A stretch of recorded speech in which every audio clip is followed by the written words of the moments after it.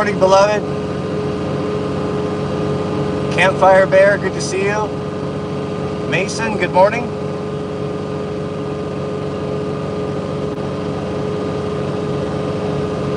Woke up to a nice surprise.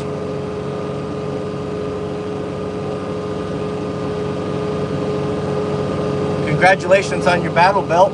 That's always an exciting project. Good morning, Ben. It's currently 25 degrees. We've got a foot of fresh snow on the ground. It's absolutely stunning today. A perfect day for a snowstream.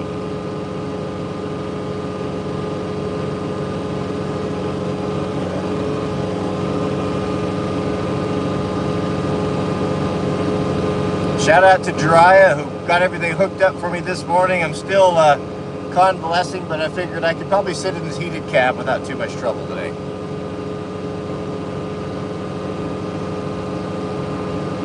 Yeah, the live streams will be back. The recovery is a little bit more difficult than I was expecting, and I'm going to take a week off, and we'll be back as soon as I can sit for 2 hours.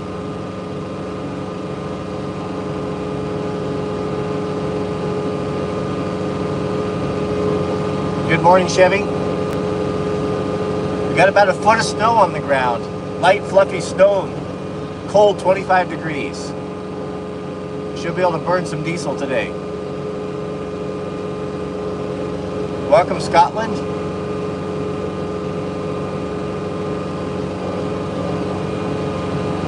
Welcome, Slovenia.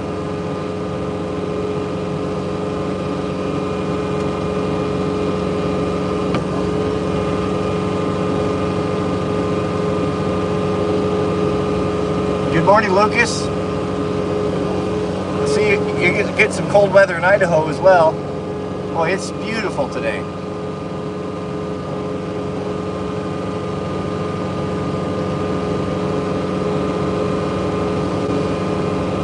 Oh, and I'm not doing too much Overton other than just sitting around getting better. But Jiraiya got the blower set up for me today, and he's helping me out a little bit.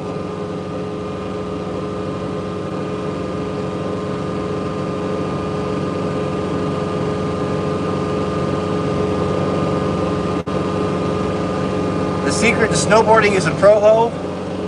Well, you just have to do your best to be a hooligan. Hooliganism is the name of the game for pro-ho snowboarding.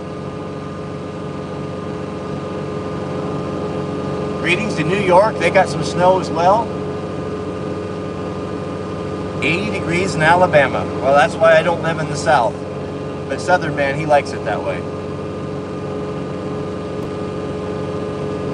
Oh, Mount Fuji's got a whole bunch of snow.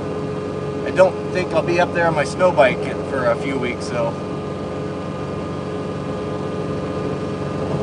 Looks like the snow blower, or the county plow, took out our mailbox again.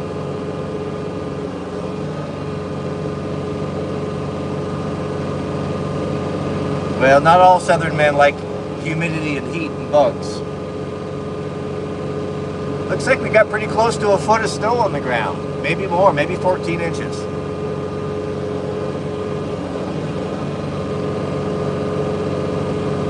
Yeah, 12 inches, that's probably closer to it. I always over-exaggerate.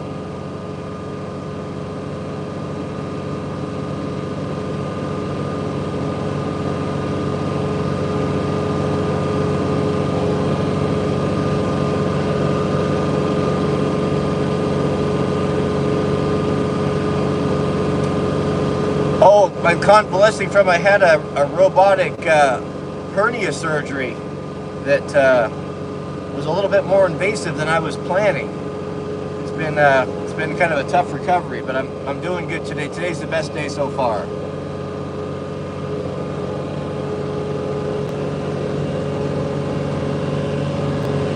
Looks like we got a clear road.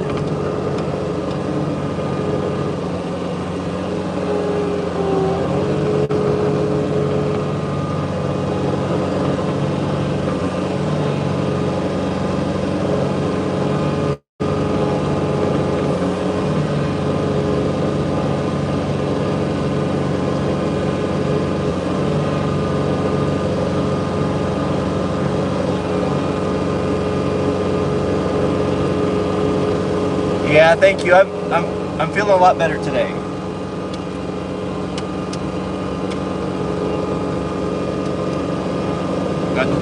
As you guys remember, don't forget you control the windshield wiper, and I always forget to keep the glass clear for you. So give me a reminder.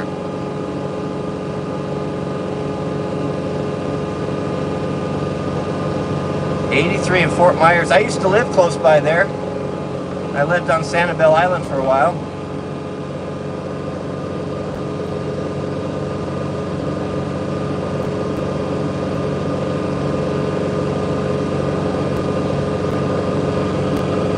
Boy, Dylan, I don't know much about that air traffic controller. My advice is, I mean, you got to do what you got to do, but I wouldn't do anything that would put me under the thumb of the federal government.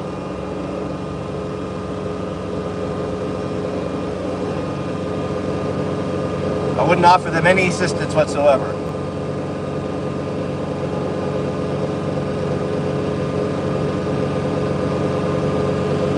Looks like Ontario got some snow, huh?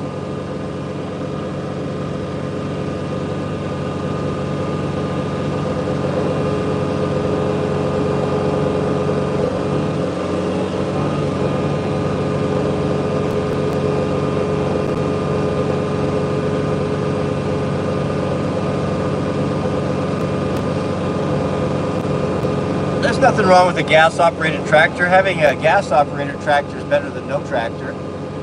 I had, I think, weren't those old Ford, those 8Ns, weren't those all gas-powered? I remember I used to run one of those around when I was a kid.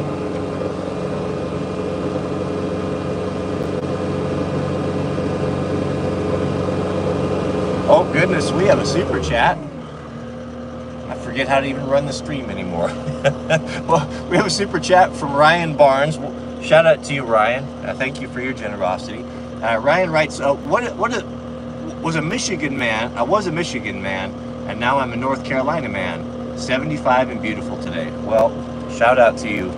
I would say that was probably an upgrade. Now, Michigan man is a pretty good dude, but North Carolina man has been recently granted West Coast status. I haven't announced that officially, but I will be doing so when we restart the stream. I imagine towards the end of the week.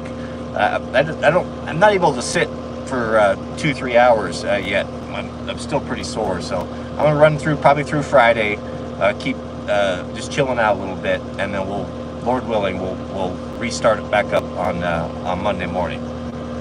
But thank you, Campfire Bear. I sure appreciate that. Let us proceed.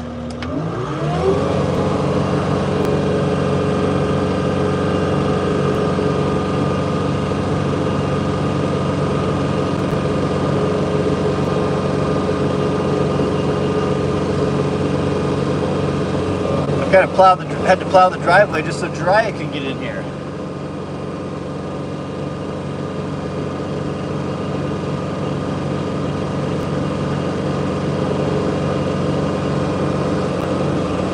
Well, you almost have to wear the shades out here. It's the sun's coming in and out of the clouds. It's so bright, it hurts my eyes.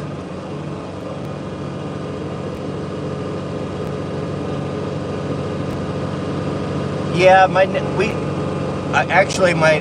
friend and neighbor Peter, he called me this morning and asked if I needed him or if he wanted me to blow the driveway, and I almost took him up on it, and I thought, well, I think if Jiraiya could help me out a little bit and get the snowblower on, I could probably do this okay.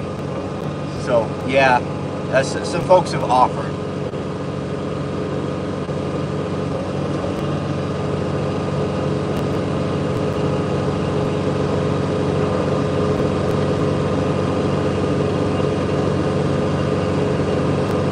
Well, how we found our land, Lucas, is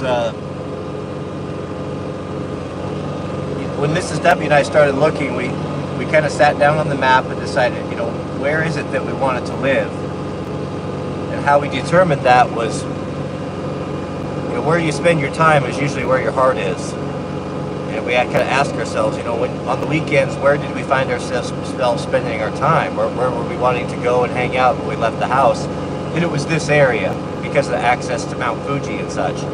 So we kind of made this the base of operations, and when we first started looking, we were pretty disappointed because the prices were so high. It was outside of we couldn't afford it. So we found a place about 15 miles to the east of here, and that was the place that the homestead before this. And then we got it, but we always wanted to be here. And then we finally got ourselves in a position where we could afford a piece, and we just kept watching and kept watching. There's so few properties available because there's a limited number of opportunities here. And when one came up, we jumped on it. And we got in, you know, right before the real estate market went super crazy. But what we did is we just went to RMLS, and you can put some search criteria in there, and you know, what you want, how many acres and such. I'm actually going to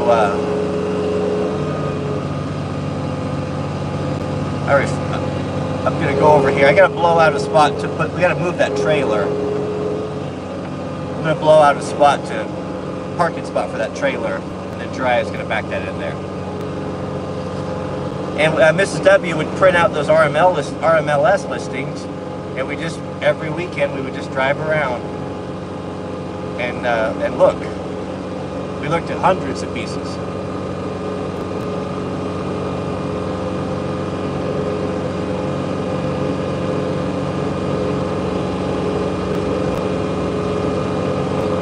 Yeah, the lights are on the truck. The truck's warming up.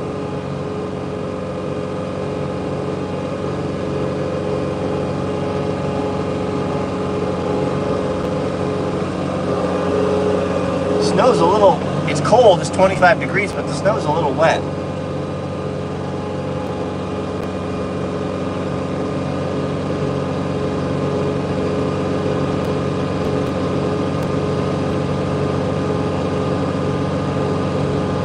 Oh, I appreciate that. It's nice to be back. The streams will be back. I've got just a few more days of, I'm getting a lot better now. I got all the bandages and everything off. Still got the stitches in, but I think those will just melt away. And then I'm hoping, I'm shooting for next Monday. We'll be back at it. 59 degrees in Arizona. That's pretty cold for Arizona, man. But he's got his sweater on.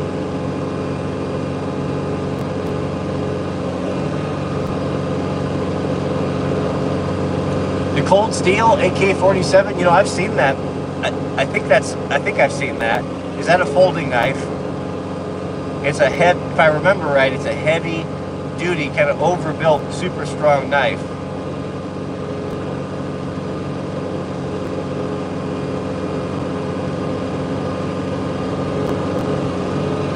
We have a house guest, Mrs. W's mother, who's from Sweden, is visiting.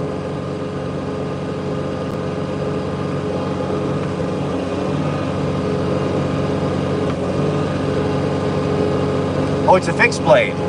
Well, I'll have to go look at that. I've always liked Cold Steel products.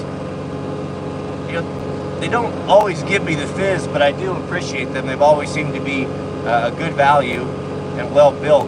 Their axe, the trail box is one of my favorites. No, I don't ride snowmobiles. I borrowed one time and wrecked it and had to pay for it. That was my last time riding one.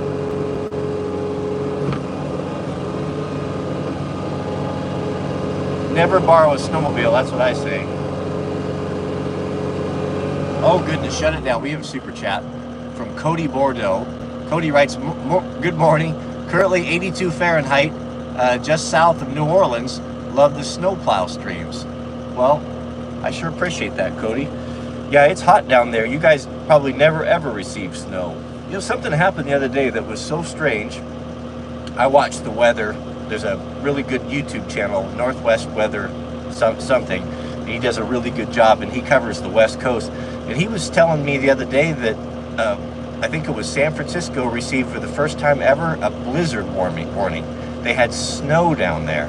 And then I paid for that subscription from that site called Spyglass, where it's a crowdsourced airplane tracker that gives elevations. It's absolutely extraordinary. I really enjoy that. I watch it all the time now. I would encourage you to look into it. Go on YouTube and search the video. It's called Skyglass, and it's completely independent from the government. They can't shut it down. It gives a lot of really interesting traffic information. You can really see what's going on around the world by following U.S. surveillance planes. You can isolate it to just military planes. You can follow. What I do is I follow the spy planes, or the surveillance planes, and the tankers, because you never see the fighters where we have fighters, but where there's tankers, there's always fighters. And it's been really interesting. But he's been showing, and I've been tracking a lot of NOAA airplanes working off the coast. And if I had to guess, I think that they're out there doing something with the weather, cloud seeding or whatever it is that they're doing. That is, they're, for some reason, I don't know if it's nefarious reasons or if it's helpful by diminishing storms or creating them, but they're out there doing something. It's fascinating to watch them. Yeah. But thank you, Cody. Thank you for your generosity. All right, let us proceed.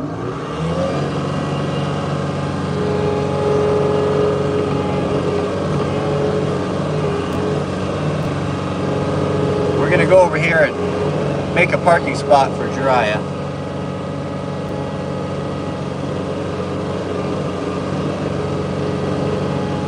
Yeah, if you'd like to kind of like that sort of thing and like to keep an eye on what's going on around the world, I'd highly recommend go watch the video on Skyglass.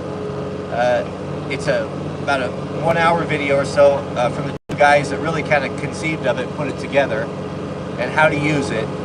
And then I subscribed to it. I think it was about I don't know what it was. I paid for the whole year, $70 or something. But I've gotten a tremendous amount of enjoyment from it. What's different about this one, you don't just get a top-down view. It uses the altimeters from the transceivers in some way, so you can see where they're at in their elevation. And there's a really incredible database. It's a neat deal.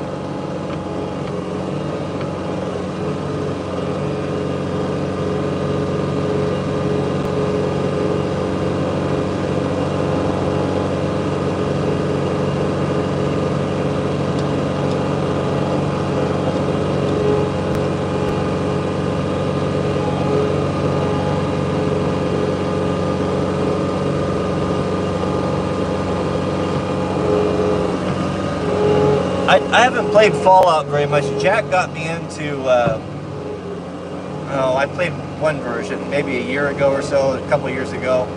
I found it to be boring. I couldn't really get with it.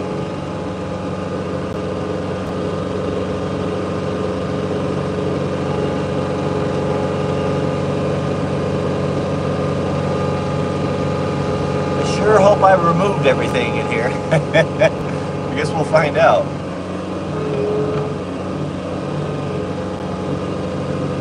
I need to get squared up there so I don't hit those fork tines. Boy, we got a lot of snow though.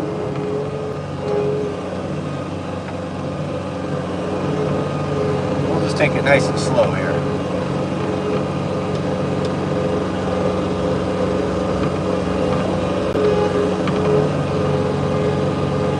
Yeah, we're about to find out the hard way. Yeah, I have put the cold showers on hold. I have not been up for that. I put everything on hold.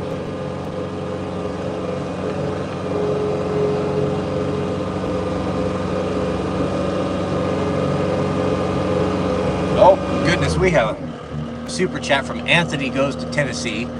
Anthony broke his toe yesterday on dirt biking, hitting a root, and recommended for a good boot. Oh goodness, that I cannot tell you how dangerous that is. That is one thing if I were going to tell you, if you're going to get on a dirt bike and go off-road, even before a helmet, to be honest with you, I would put on a pair of motorcycle boots, without a question. It is so dangerous. But you've got your feet down there on those pegs, and the your eyes are looking forward, and especially if you ride in the forest where there's little Christmas trees, they get cut off and fall off, broke with snow, you will destroy your feet. If you wreck your foot, put your foot through a peg, you'll never walk again the same. There's a lot of bones in your feet, and it's very difficult to repair. I would be very, very careful. Work boots do not get it done. You need to have proper boots. I think you should buy the best boots you can afford if you're going to be serious about riding motorcycles, without a doubt. It's so important. I wear CD boots. They're Italian. In my opinion, I think that they're the best. The CD Dominators. I forget the name. But their boots are amazing. They flex really well. They fit incredibly well. Of course they do. They're Italian. And they are very low profile, and they're comfortable. And I've hit things on my 300 so hard that it actually picked up the bike and moved it, and my feet have never been damaged or even sore in them. You can walk in them. If you break down, have to walk out, they're excellent. Apart from that, I'd recommend, if I couldn't have CDs, I would buy Alpinestar Tech 9s. Tech 9s or Tech 10s. I don't know what iteration they're up to now, but get the best ones that you can afford. That's very, very, very important. Be careful, man. Do not ride motorcycles without proper footwear. I'm no Safety Sally, but I won't even go there. I hope you get better. Let us proceed. Uh-oh. Did we get bogged down? Uh-oh. Oh, no, I just shut it off. My bad. We're good. Thank you, Sean. Yeah, today's been about the best day. I'll tell you, Mrs. W has been an angel. She has been taking care of me, giving me, if I didn't appreciate her already, I'll tell you what, the love I have for that woman after how well she's taken care of my family, or myself, and she's an incredible woman. I'm gonna do something. We're gonna need to do something nice for Mrs. W to show her appreciation when I get back on my feet.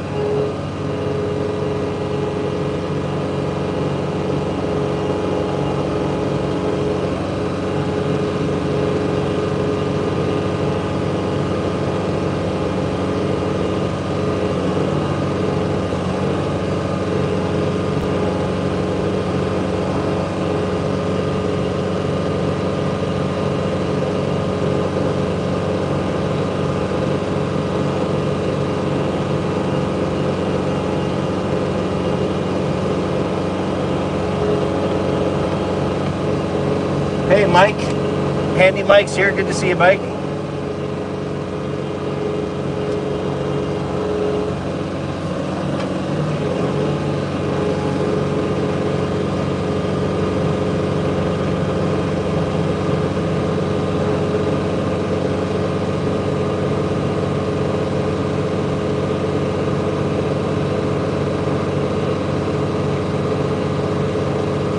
Oh, thank you, Dom. I appreciate that. Yeah, today's been a great day.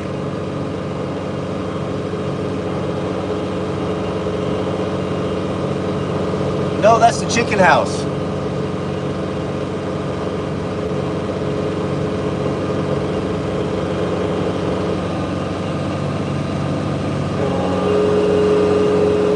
All right, we got a good pass here. Let's make another pass, and we'll have a nice parking spot here for the trailer.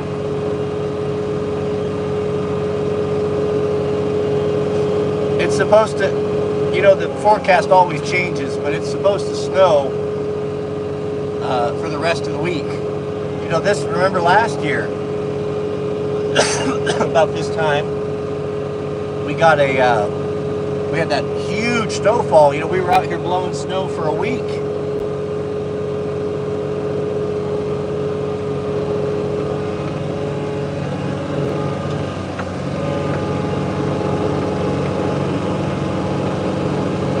Make another pass here.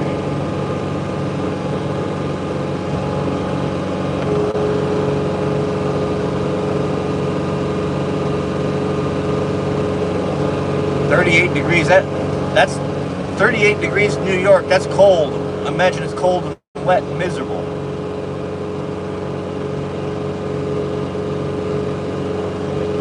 Minnesota even got snow.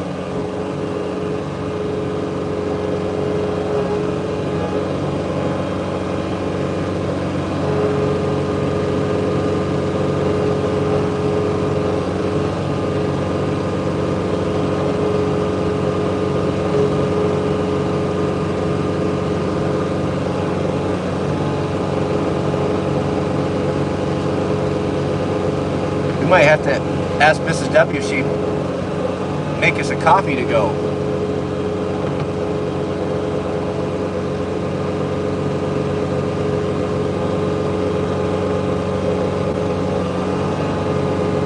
Oh goodness, Mr. Jason Barr is in the house. Jason said he's been praying for you, brother. Hope you are getting some energy back. I'll tell you, yeah, I am. I sure appreciate that, Jason. I don't know. I had this expectation that I was going to be up and going in a couple days, and I was just taking over the counter Tylenol and Advil and stuff, and I thought on that day of that live stream, I think I don't need that anymore. I hate to be on any medication, even if it's just that stuff. And I was not at all ready. It got in there, and it was a lot more invasive than I was expecting. So it's been hard to sleep and all that. So, and sitting that long was just completely out of the question. And I've been just tired, just tired and sleeping a lot. So today I felt a lot better. I feel like I turned the corner on it, and I'm hoping to be back, get our live stream back going next Monday. I'm just going to take this week off and not get too carried away. And I appreciate that. I appreciate those prayers for sure. We have a super chat. Well, I forgot to be honking here. I better tell Jariah I'm going to honk for super chats, because he'll come over and see if I need something. We have a super chat from Mr. Craig Thomas. Thank you, Craig. Shout out to you. He says, I feel quite spoiled here in Texas. 83 degrees today. Thank you for the God bless. Well, God bless you as well. I get that. It's nice to have that 83 degree weather, but every dog will have his day. So when you're 183, then we'll be 83 here. I do like the change of seasons.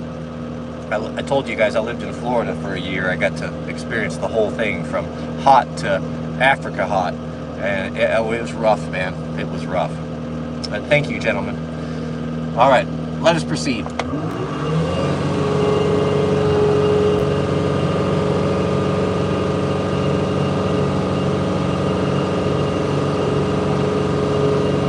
We got a full tank of fuel. This will keep us busy for a while. Oh goodness, we have a super chat from Modern Minutemen. It says, how do you find a woman like Mrs. W? How do you find a traditional woman these days?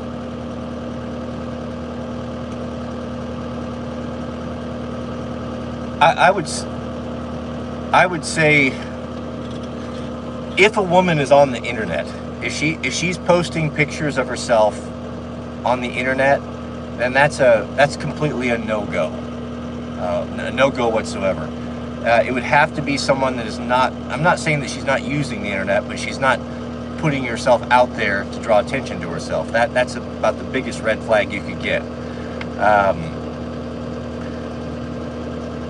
It's going to be difficult, I think, to find a secular woman that is going to fit those criterias. You're almost going to have to go into faith-based communities or churches even, as much as I hate to say that, because so many of the churches are pretty bad these days as well.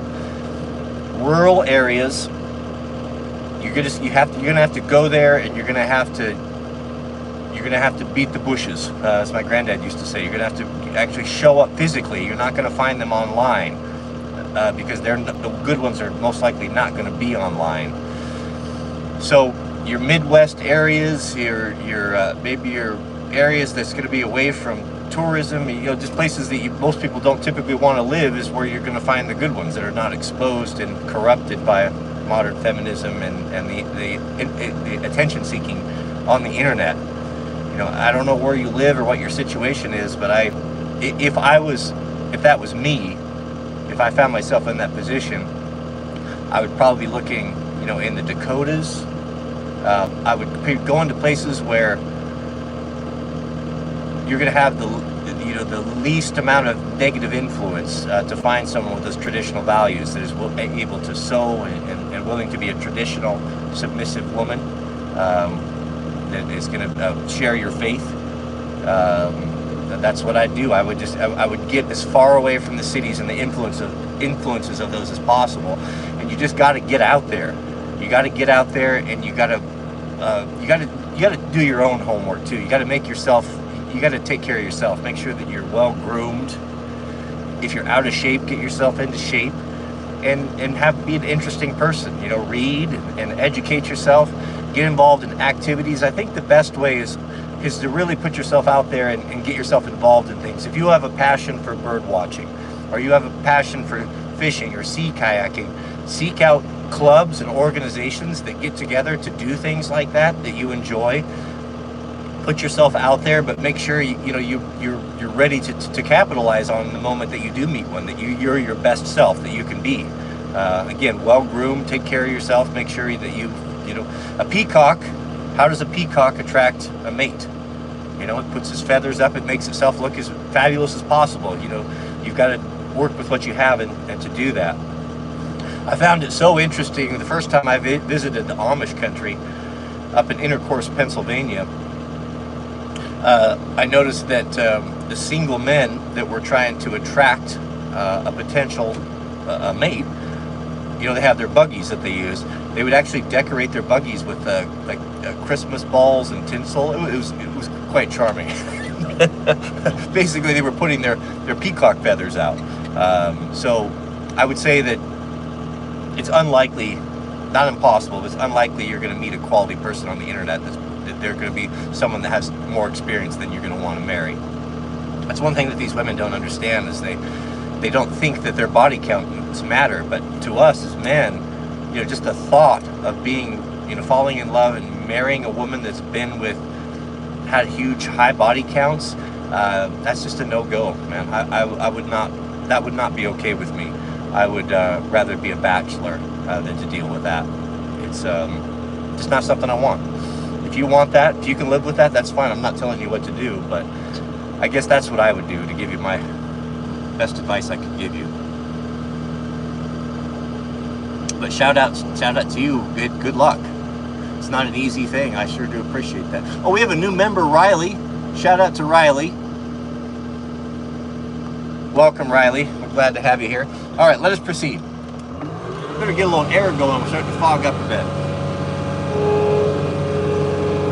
Oh, joining the military these days? Absolutely not. Not until there's a complete change of leadership. And even then, I'd wait on it. The way the soldiers have been treated and the mandatory vax, absolutely not.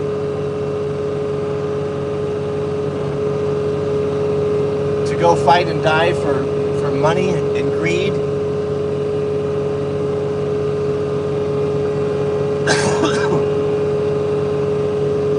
Okay, that looks like that should be sufficient for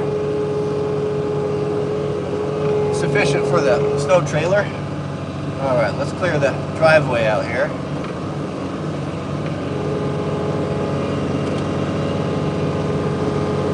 North Idaho's nice. Not as nice as it used to be, though. It's getting pretty crowded.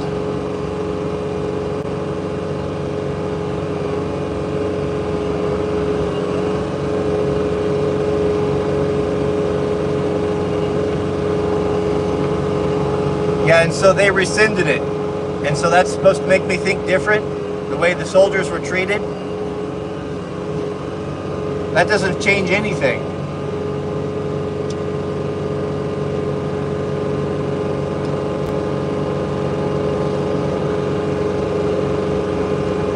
Yeah, go ask the soldiers that have been in the last year. Ask what they think.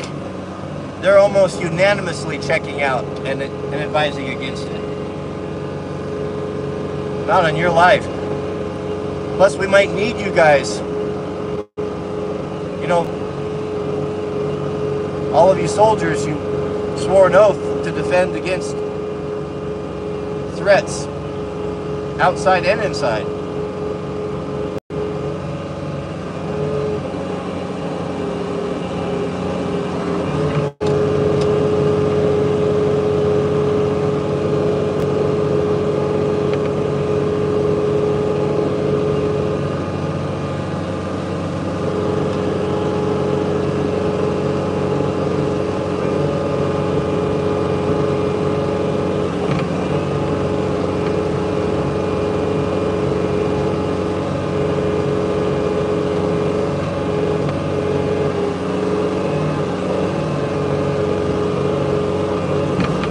tell you, it's not Russia that's our enemy, gentlemen.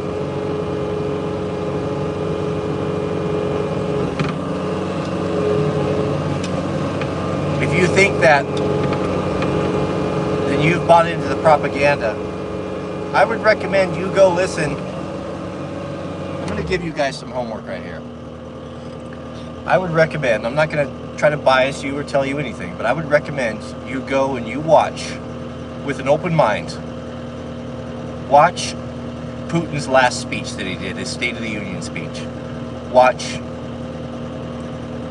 his face, watch his body language, listen to what he says, watch the whole thing without anyone telling you what you just saw. Go watch it on your own, and then come back here and tell me who the bad guys are.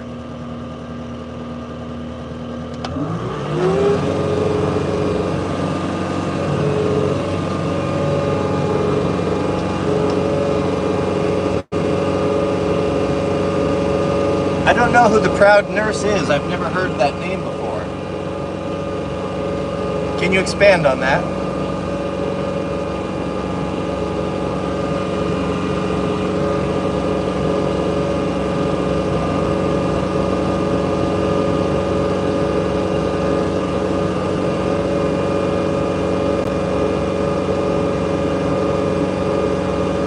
I don't have any thoughts on West Virginia.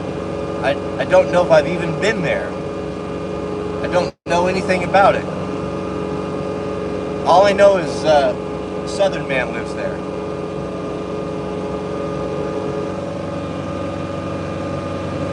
Yeah, it is a holy war.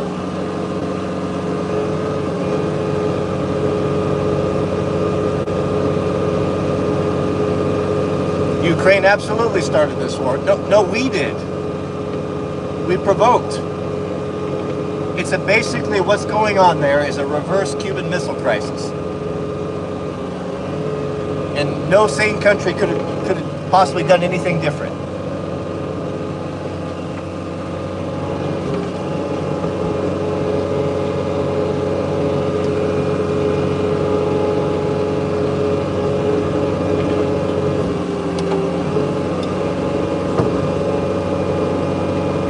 You do know Ukraine tried to destroy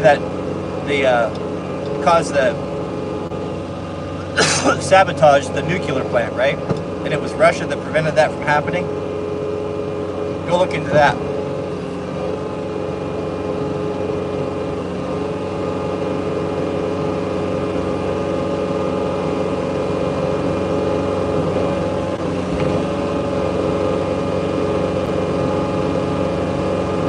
Yeah, we're the baddies. We've been the baddies since the Eisenhower administration. Tell me what we've accomplished with endless war for the last 4 decades.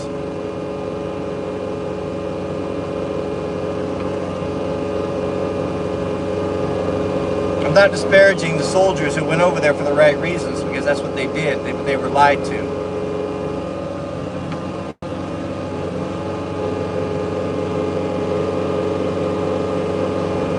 Yeah, it's not, it's heavy, thick, heavy, wet snow. The Pacific Northwest is not snow-blowing country, but it gets it done.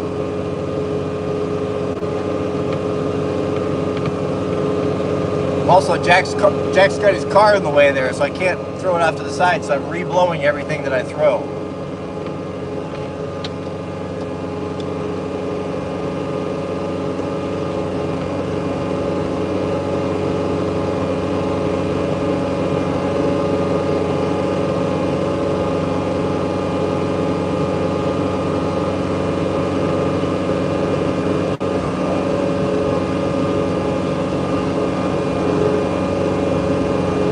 Yeah, it appears some people are of the opinion that Russia's the only thing that's standing in the way of true evil right now.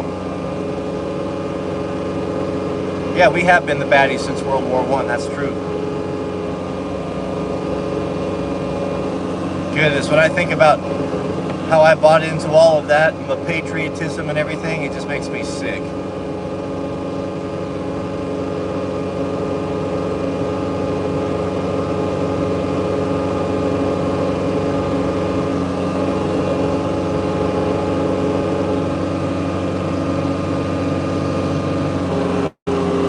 Jariah, my manservant, he's shoveling out the man door, and he's helping out around here today.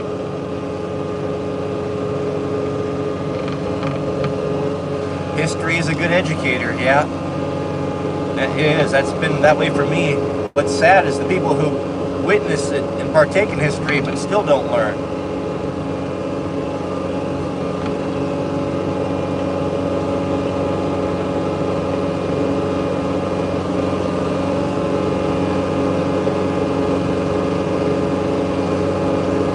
Well, I've been rotating some pocket knives.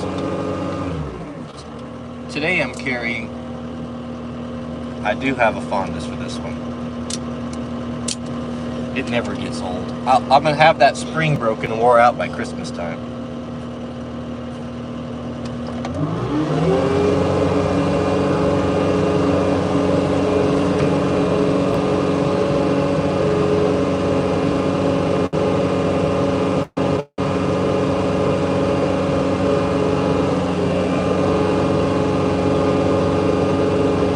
Courtesy of the French. There's a man who knows his history. Homewrecker. No, I carried my 940 all day yesterday. I do worry about this one because it has a pocket clip, but it's not designed in a way that the pocket clip can be removed. So it's my special Sunday knife. My granddad always had two pocket knives. He had his larger knife.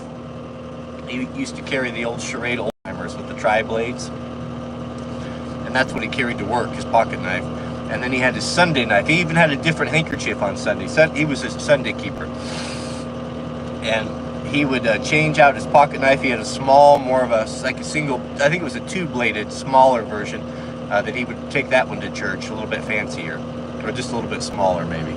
And he would switch to from a regular blue or red handkerchief, like a paisley style, to a white one with his initials on it. And he would always have that on Sunday.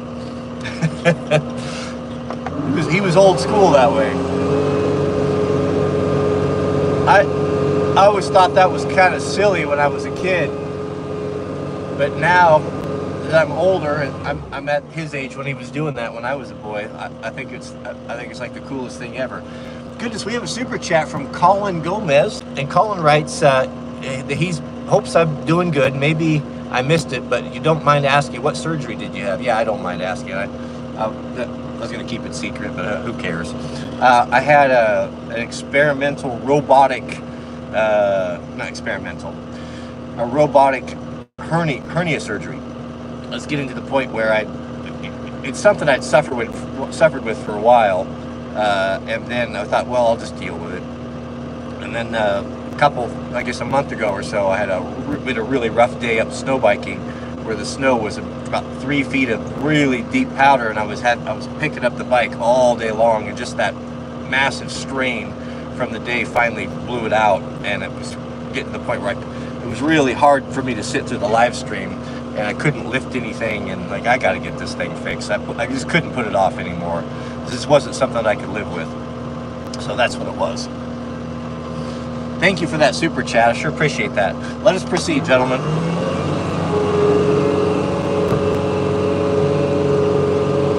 If I can get this all cleaned up here, maybe we'll go out and take to the road. We've got some friends that could probably use a little help today. Oh goodness, welcome Zane. Good to see you here. Shout out to Zane.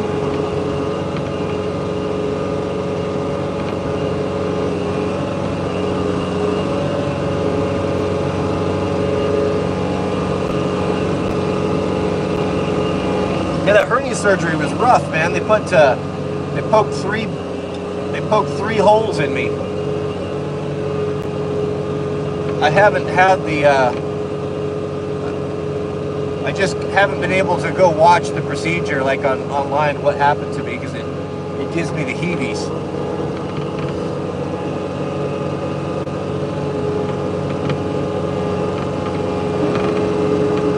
All right, we got to get this driveway cleared out here. Let's see, I'll probably blow it this way here.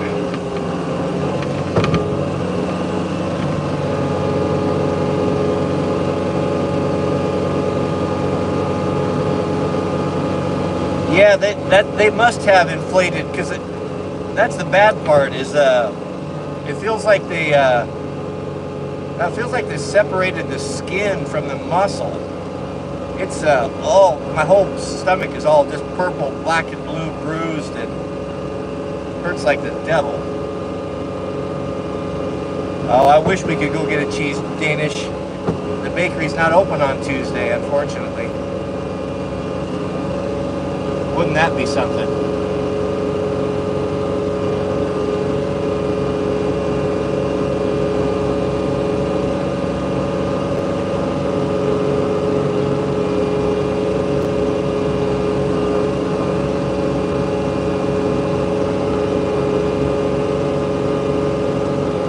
I think I'm going to get the cold shower tomorrow morning. I'm going to get back in it. It's been about it's been almost a week since I've had one.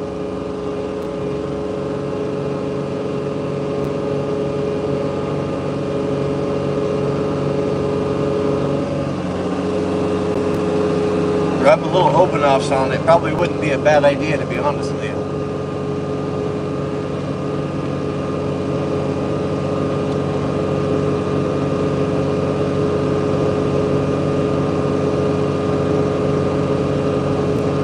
'25th cold shower. Congratulations. That's a good accomplishment. So Jack he's pretty busy right now. He's really heavy in he's competing competitive debate,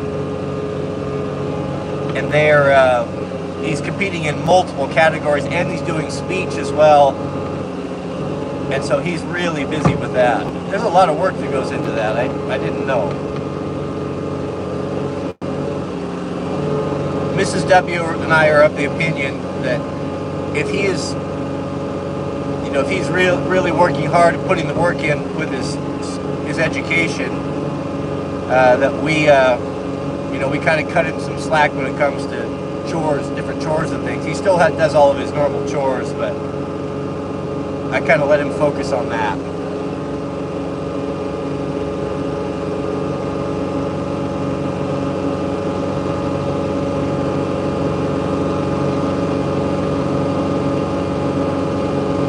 Yeah, French bakeries that make a good, proper cheese Danish, that's one of the best things ever. There's a bakery about 40 minutes from here that makes a cardamom roll. It's rolled like a cinnamon roll, but it's more cardamom based, and they use croissant dough, so it's flaky. It's one of the best things in the whole world. Last week we had Jariah. He was running an errand in town, stopped by, and he bought a whole case of them and brought them home. We just finished the last one yesterday. We had them every morning.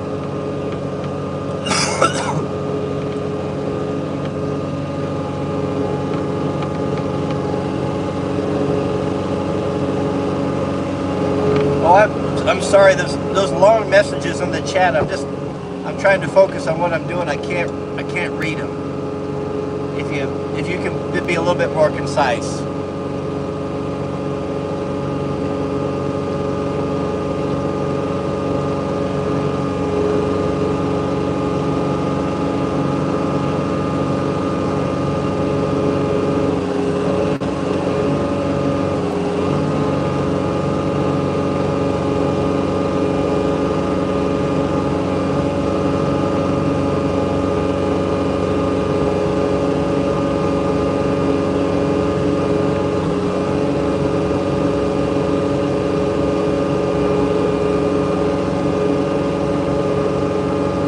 She's chooching. You're right. She's doing good.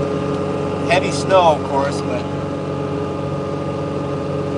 it's getting after it. I much prefer running snowblower than snowplow. The temperature when I came out,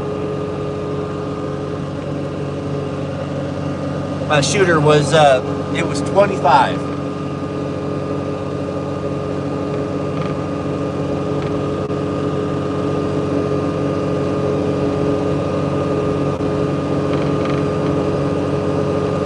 thoughts on animal testing? Boy, I hate cruelty to animals in any way. You know, I really struggled, even growing up in a family that hunted. You know, the killing and butchering of animals was something I never did enjoy. Or even seeing fish suffer, I always had kind of a soft heart for that sort of thing. So I hate to see that. I hate to see that.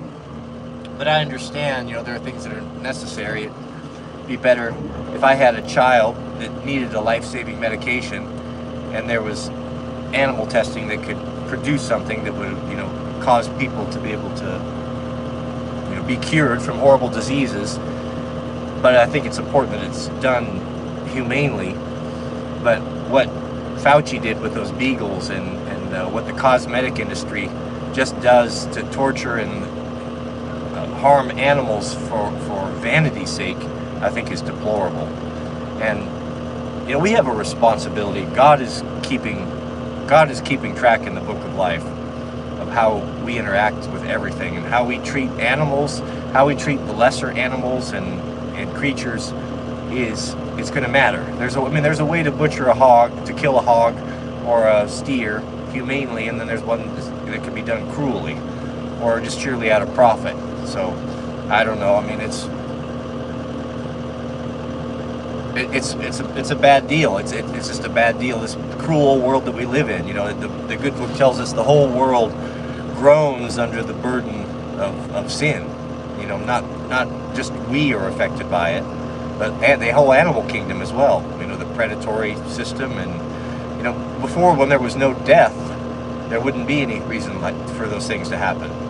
We're even told at the end time that the lion will lay down with the lamb. You know, the animals there won't be any more apex predators. There won't be any of that.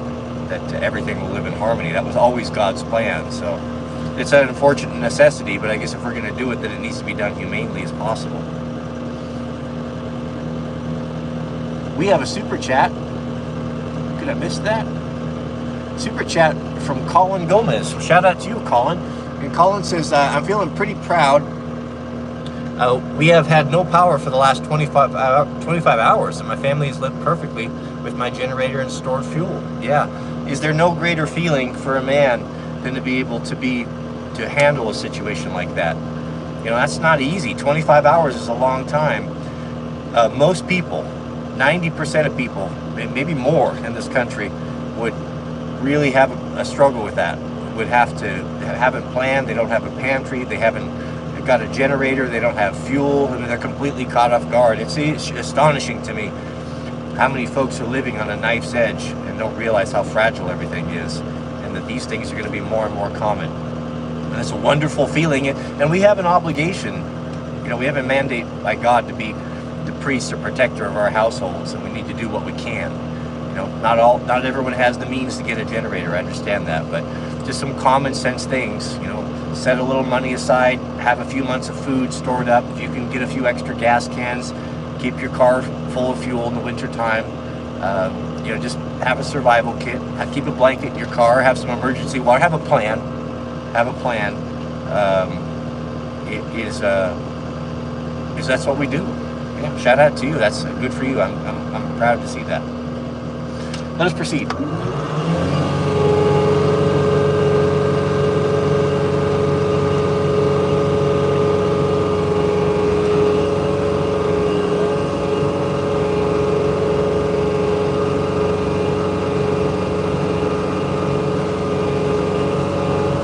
My opinion on the Confederates?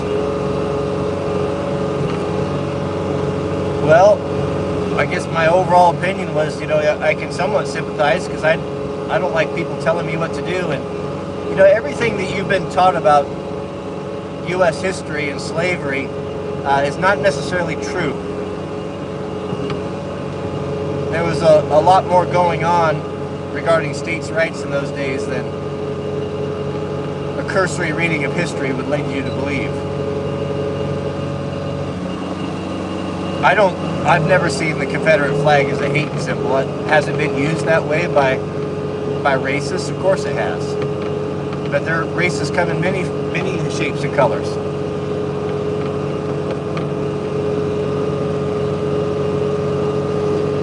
I do have a recommendation for a good soldering iron. It's a little bit expensive, but I bought one. Snap-on has a... I'm not usually one to get excited about universal tools that do more than one thing, but their little butane soldering iron combo heat gun hot knife is a wonderful tool, and I use that thing so much. It's one of the handiest things. It's about $300, but it's cordless. If you're going to go work on your trailer, you know, you can take it with you. If you like cut webbing or rope, and you want to have a nice sealed end or foam, it is an extraordinary little tool. I forget the part number. Maybe one of the middlemen can throw that up there. It's the little Snap-on butane soldering iron, and I mean, it's excellent. If you're like a ham radio expert technician, or you're building circuit boards and stuff, you know, it's probably not the one for you. But if you're just a professional homeowner, you want to have something that's going to be versatile, that you can throw in a toolbox and take with you anywhere. That's one of my favorite. Probably one of the favorite tools I bought last year. It's quite excellent. We have a comment from a member. Good to start. My eyesight's not good. WBLRIE. Shout out to you. He's been with us for a month now, and he writes, "Thank you for your video. My fiance wants me to build a World War II kit. LOL. A World War III kit. God gave me a good lady." Boy, she sure did. Yeah, to have your woman on board with you in these difficult times is so important. You know, that's not the norm. I speak with a lot of men that are completely awake to what's going on and are not prepared to want to get prepared, and their wives won't support it. They think, you know, they don't have any trust in their husbands to make the right decision for who knows what reason. But to have that, don't take that for granted. It's an amazing thing. Shout out to you for that, and to your TradCon woman.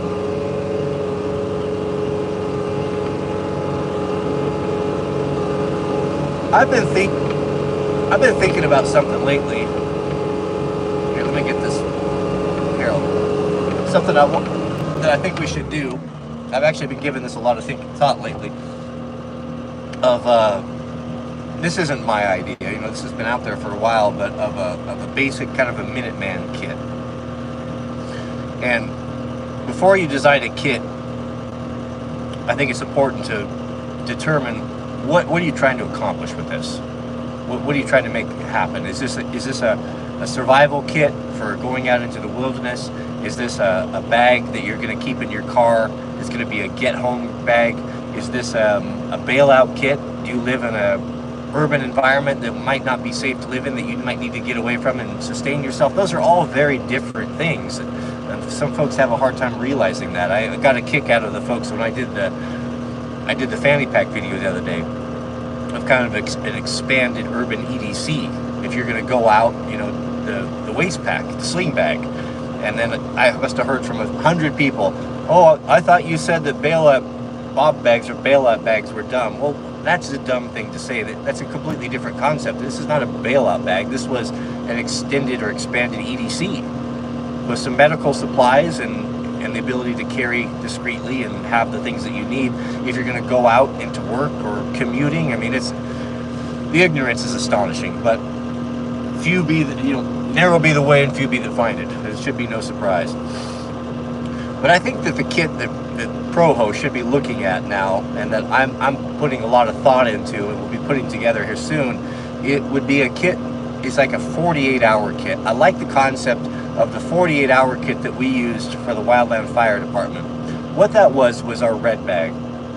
And when I volunteered with a municipal department, we knew that what was typically going to happen for us is that we were going to get called out for mutual aid, meaning to a surrounding county, to go out and to help them on a fire that was bad, that was going to get into the community's urban interface.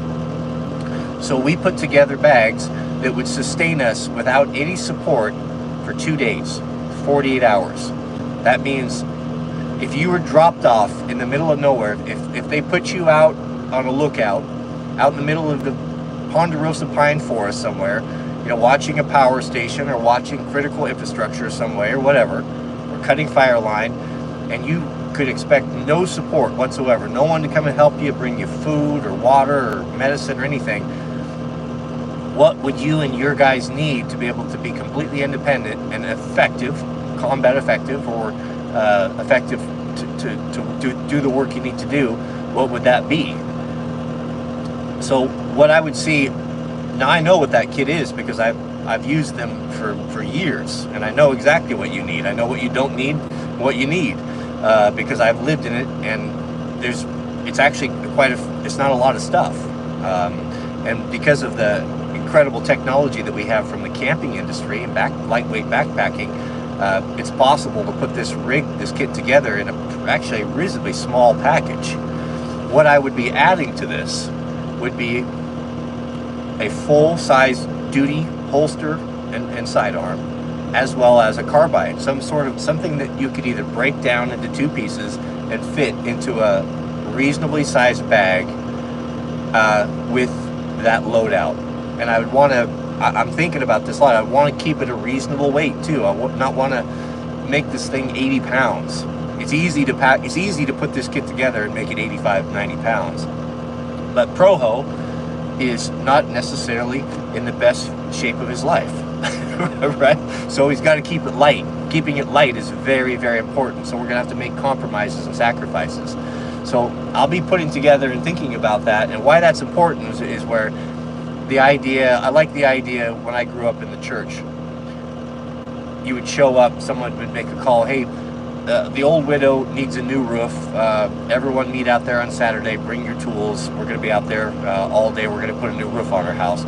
You bring the things that you needed to support yourself in that environment. So what this would be was, with the war, if the war band was called, and we'll extend this onto the war band, hey, we need to go, we need to be here. We don't know what we're going to face. Maybe we need to support a brother. Maybe we need to run a blockade or a check mark until we can, the community can catch up and get plugged in and start supporting the men that are doing what they need to do.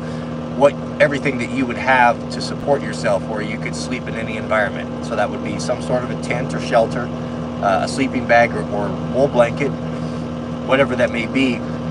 It would be essentially the very same thing that we had in our red bag, with the addition of different clothing, obviously, and everything you would need to support a carbine and a combat sidearm. So I'm thinking about that. We'll be putting that together, and that'll be something to be interesting.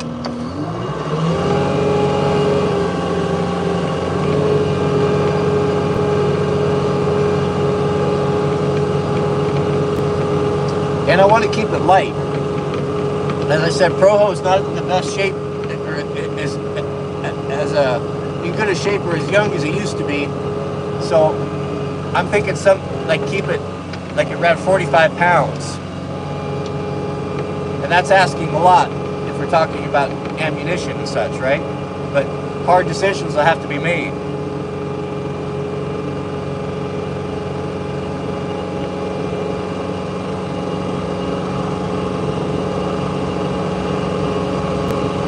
Oh, the Patriot Nurse.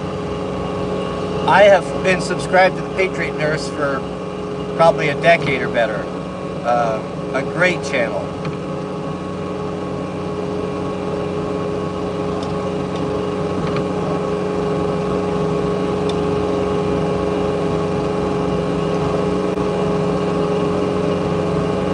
So do any of you know who General Sam is? Let me know if you know who General Sam is. Put sevens in the comment.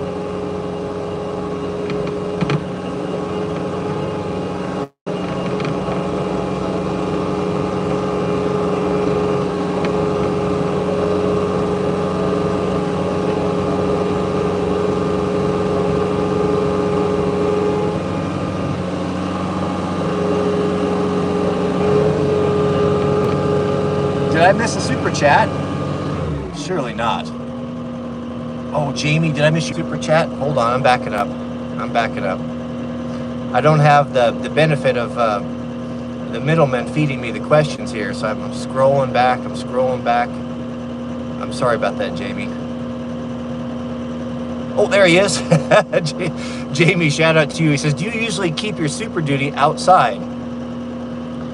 Yes, Jamie, I typically do. I typically do. Yeah, my shop has just not been big enough to, it takes up so much room that I have to end up moving stuff around, and I don't have an automatic door opener, so I don't. So when the weather, usually, I haven't been up to doing as much as I usually do lately, but usually if the snow comes like this beforehand, we'll clear out and I'll pull it into the shop, but normally I do.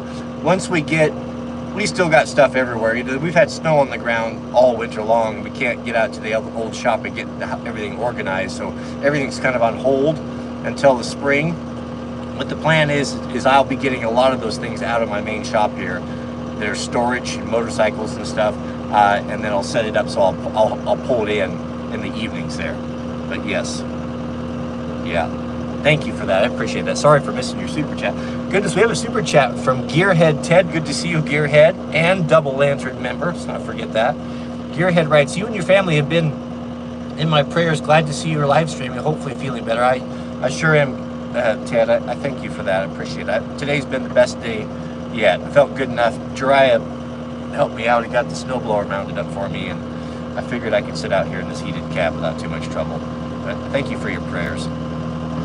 We have a super chat from our friend Dr. Pepper. Good to see you back, Dr. Pepper, as well. Goodness. Good to be back. If you're just joining us, as I was telling everyone, I decided to take a week off from the live stream. I've just not been up to it, sitting that long. But I'm feeling pretty good today. I definitely feel like I turned the corner. My plan is to resume this coming Monday. We'll be back on a regular schedule. And we have a super chat from, is that it? From Lone Star Living. How are your chickens handling this snow? They do all right. They do all right. They do all right. Oh, I shut off the blower. All right, let us proceed.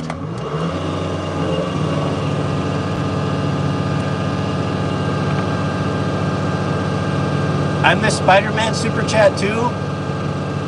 Surely not. Okay, hold on, I'm backing up here. Where's Spider-Man? So I hope Spider-Man's not trolling me.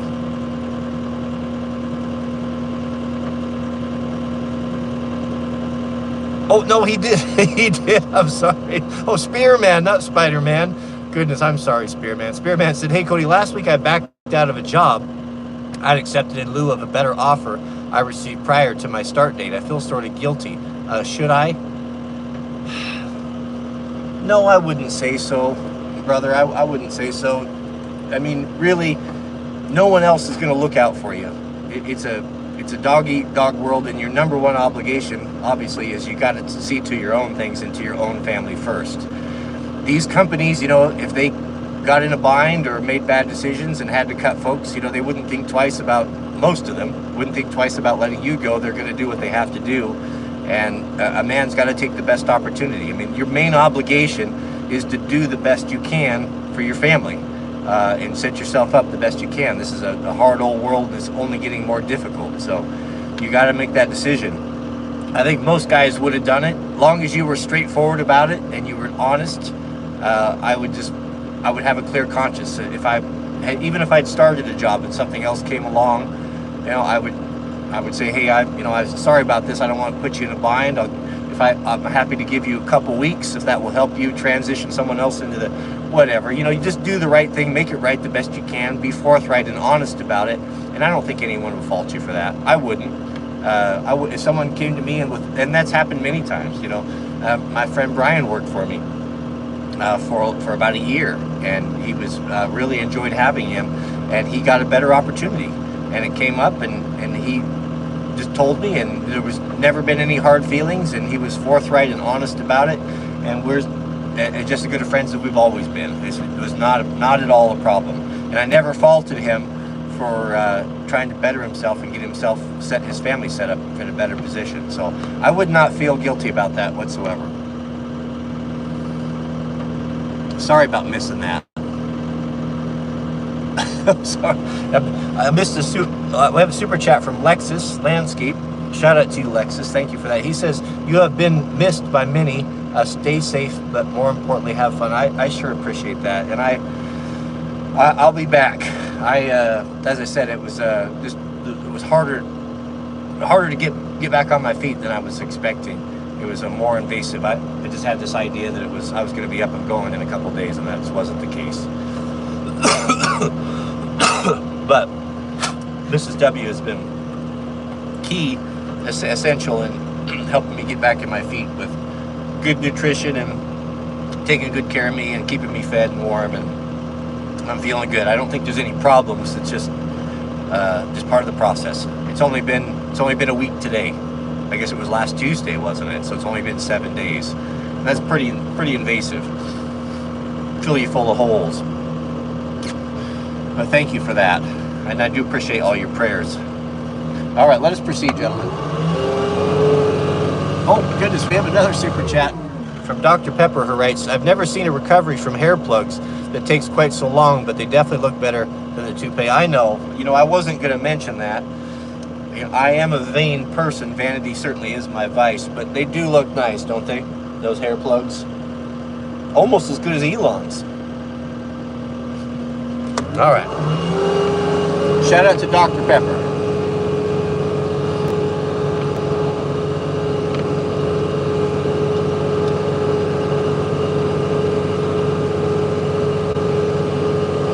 No, I don't have COVID.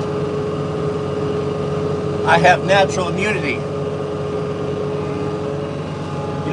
Purebloods, they don't seem to have as near as much problem with COVID as the non.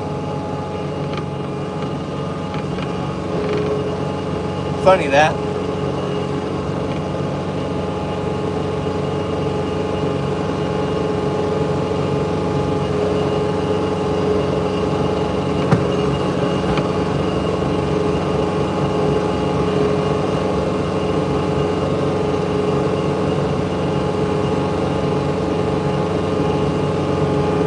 One hard decision I had to make that really caught my surgeon off guard. Let me get through this big old wet pile here. Was declining blood transfusions if necessary. That was a tough decision, to be honest with you.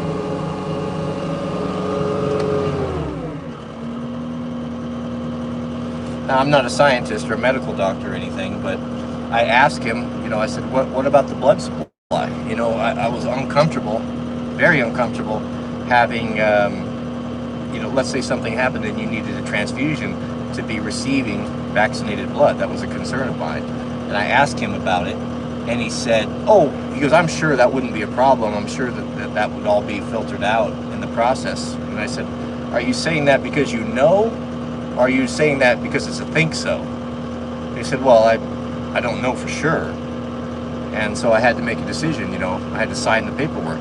Are you saying that you are, if something happens, if this needs to happen, that you are refusing this? These are decisions the guy's got to make. And that makes. I got to thinking about that. You've always had the medical system to fall back on if you hurt yourself, and I've thrown my body and myself into situations where very high risk. 24-hour motorcycle endurance race, that's very high risk, especially at my age and my skill level. The potential for needing to go to the hospital to get fixed up for something like that, is greatly increased. So that a person ought to think about that. If you're doing things that are going to put yourself at risk, where you may have to subject yourself or need blood transfusions, with all the things, with everything being kind of unknown right now, makes me, I'm definitely going to curtail some of the activities that I've been doing. I think my days of racing motorcycles is over, to be honest with you. And that's not because I don't feel like I could do it physically, just because I just don't want to be put in that situation. The whole experience was very sobering.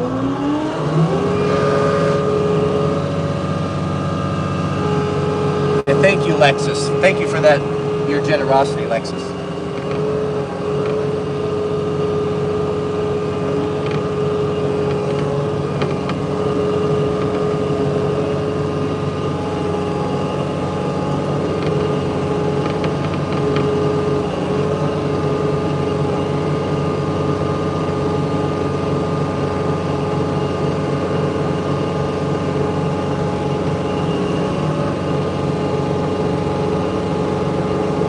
A gym phase, yeah. When I worked for the fire department, when I was a career firefighter, that's when I was in Chad. I got yoked. We had a really great gym in the department. They just built us a brand new one. We worked out every day.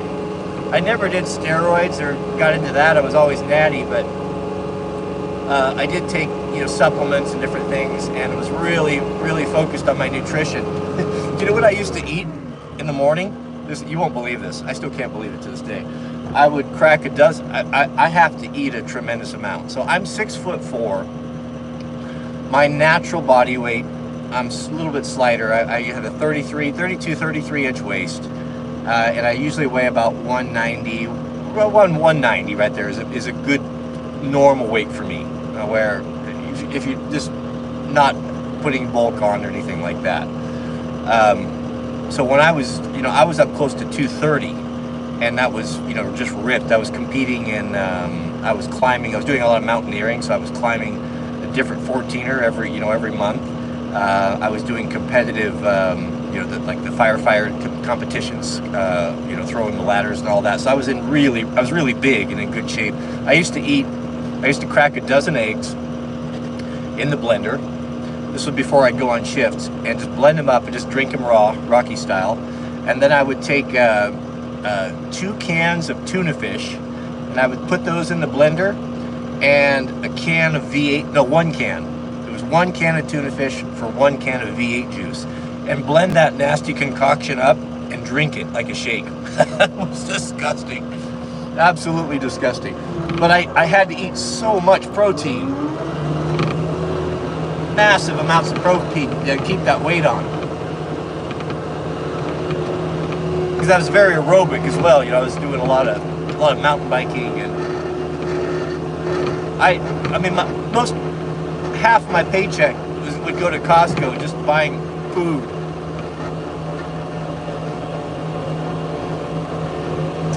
MMA training, I think it's great.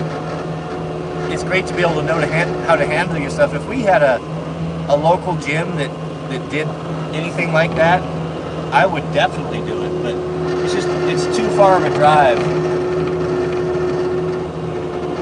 for me to do anything like that.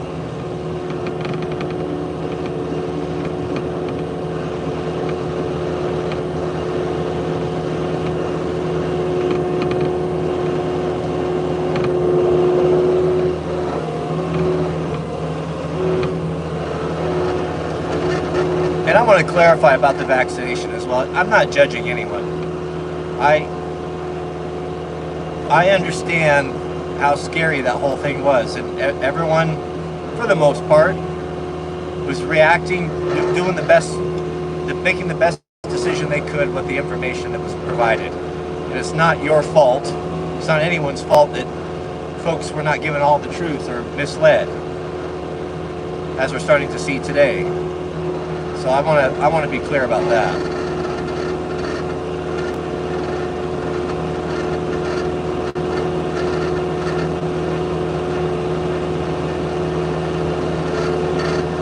I don't know about Bone Tactics channel. I've never heard of that.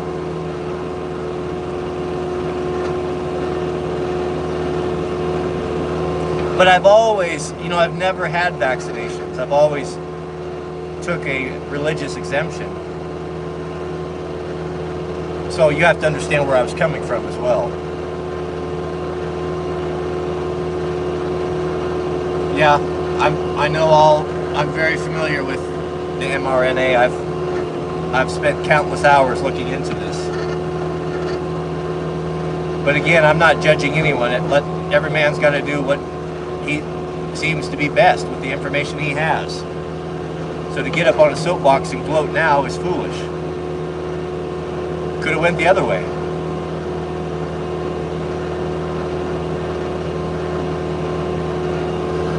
Oh goodness, we have a super chat from Tony Baloney.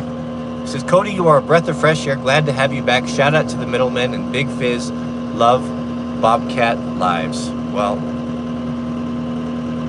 thank you, Tony. I sure do appreciate that. It's good to see you back as well. It's good to see all the usual suspects back. I'm happy to be back.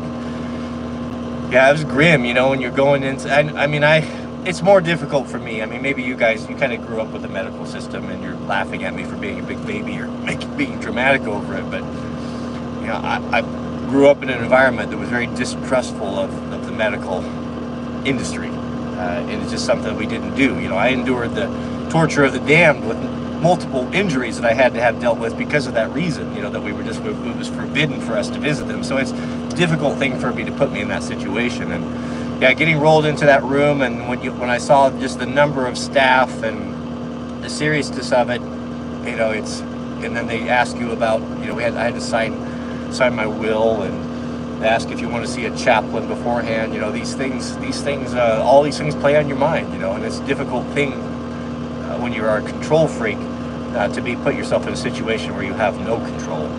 It's kind of frightening, and especially with the obligation that comes from knowing that you have little kids and a family and a wife that are depending upon you.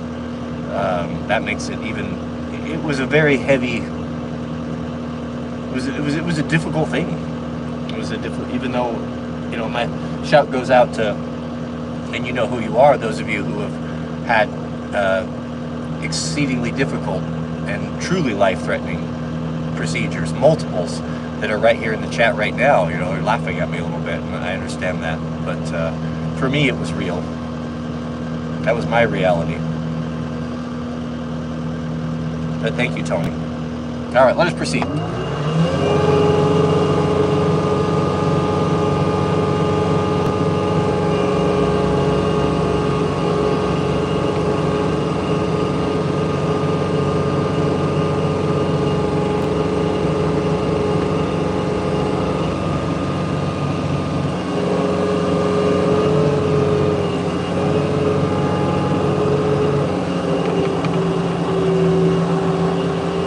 What a beautiful day. The only thing that would be better than this right now would be a nice hot steaming cup of Mrs. W's coffee.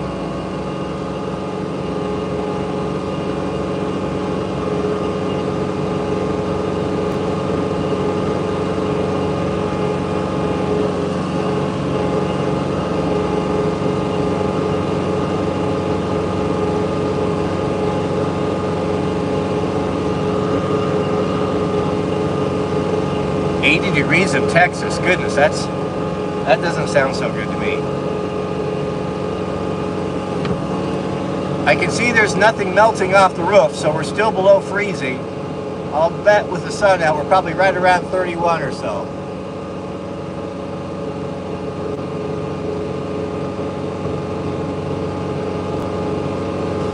Yeah, I'm dropping some hints there, that's for sure.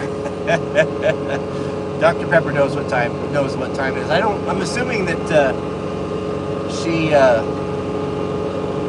isn't watching the live stream right now.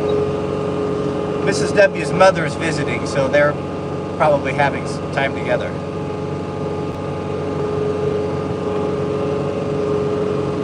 '84 in Louisiana, goodness.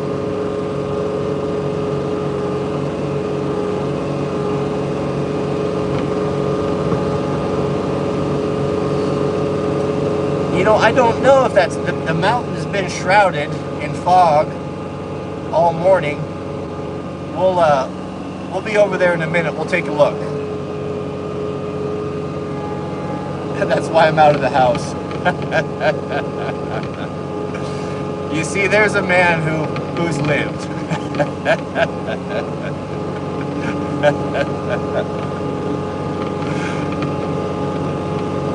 Shout out to you.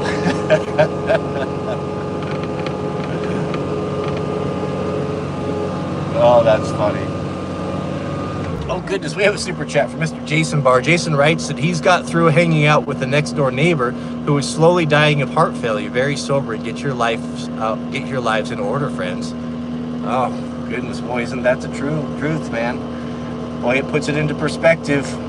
That whole day, you know, I had to go in I had to be in there like at 11 o'clock, I think it was. And I get up early, and I got up and took my cold shower and did my normal workout and such. But it was a long, sobering day. for sure. Get your affairs in order, boy. Isn't that the truth? Yeah, wise words. All right, let us proceed, gentlemen.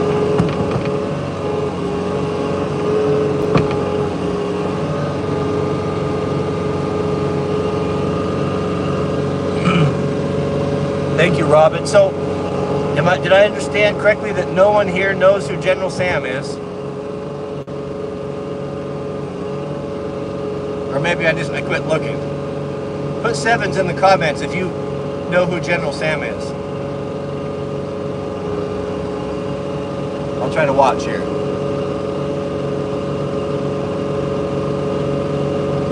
Oh, there's one. Vegas knows.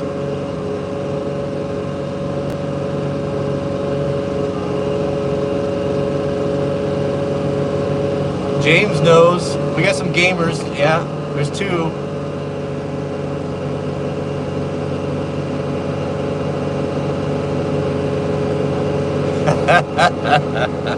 That Jason must be. That's so funny. I laughed until my stitches hurt yesterday from a comment like that. So Jason says, must be nice to have snow. That's that's a take on Owen Benjamin. He got, if you're just joining us, he got frustrated with, and you get frustrated as a content creator, as people come in, whenever you're showing stuff, I got a new rifle and you want to share stuff with it. Oh, must be nice to have this, must be nice, and someone wrote into Owen all the time, must be nice to have a house, And he did this song, so that's become a meme, must be nice, because every time you do a video, if you watch the comments, there'll be someone, or at least one person, sometimes multiple, must be nice to have new boots, whatever it is. So that's funny. But the comment yesterday was the best. It was, must be nice to have socks. Goodness. That was the best.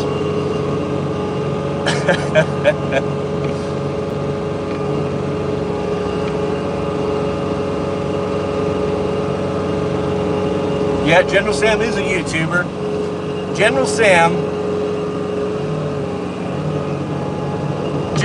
and I, there could not be two people that are more different or that would be less appropriate to get together for any sort of a collaboration than Sam and I. But I, for some reason, have always liked his channel. Now, it is not family friendly. Let me warn you about that. And Sam is is somewhat irreverent even, but I do like Sam. And he's been a subscriber to my channel for a long time. He's Florida man as well, and even bought an axe upon my recommendation. He lives in the suburbs. Is not the type of guy to use an axe, but he bought one and did a funny video on that. So him and I I wouldn't say we've been friends, but we've exchanged emails a couple times back and forth. Well, he's invited me to join him on his podcast today. Mrs. W told me, do you know that General Sam just asked you to be on his podcast? And she sent a message up to Jack, who immediately came downstairs because, he watches General Sam as well, and said, are you going to do it? And I said, I think I might. So I haven't responded yet. I'm afraid he's going to be laying an ambush for me. It's going to put me in a very uncomfortable position, which I would expect nothing less from General Sam. But I'm thinking about doing it.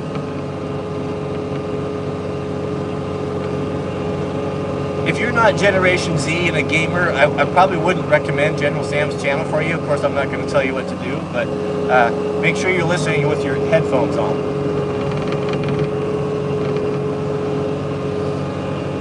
I think General Sam's best video is his cooking video, and I wish I knew the name of it, but when he tried to reproduce like a Taco Bell, and I forget which one it was, a Taco Bell food item, which was comedy brilliance. He's very funny, and he's very smart. I've always been drawn to smart people.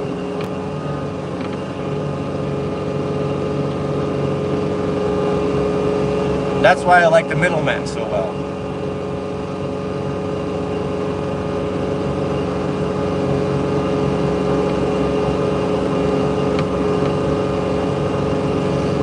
Well, General Sam he's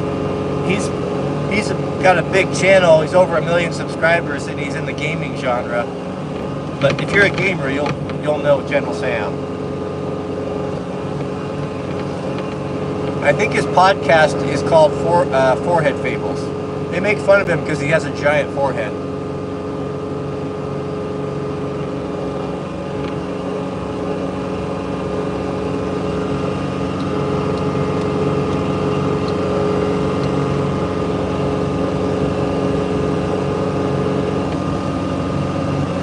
Yeah, General Sam got famous from his Tarkov video, or that he got famous. His channel got really big from his Tarkov videos, which were really, really, really good.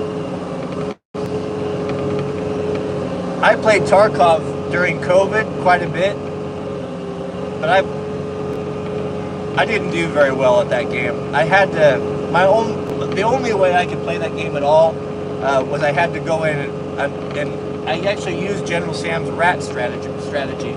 I learned one map, and I never went on any map other than that, and I only went in the dark,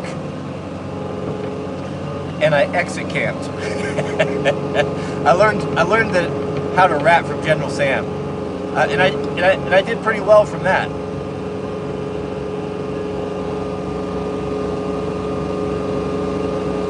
Yeah, Tarkov is a difficult. Yeah, it's the most difficult game ever. Especially when you can't game on a keyboard.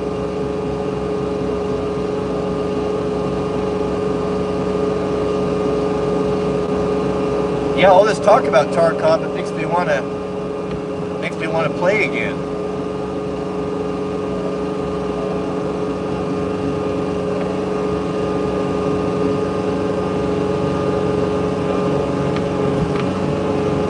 There's some savages on that game, though.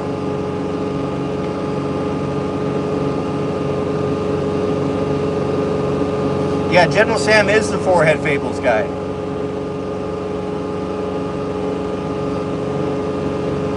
I think I'm gonna say yes, but I don't know what I'm walking into a bear trap. I know that.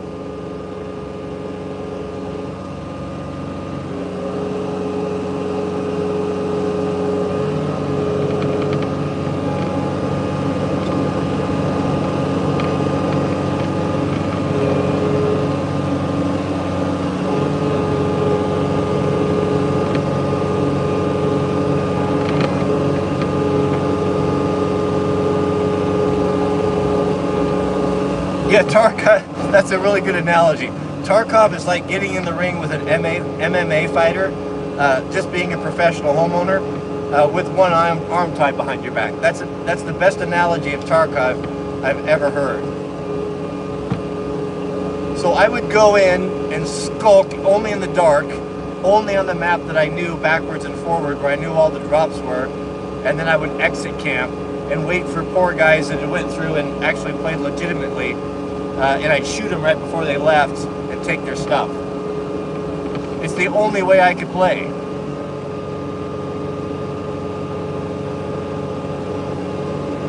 It's a hateful and reviled strategy.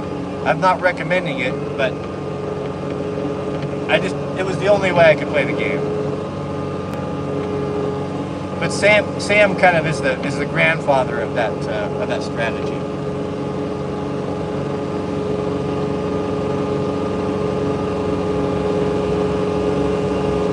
Look at me, a relatable boomer. How about that?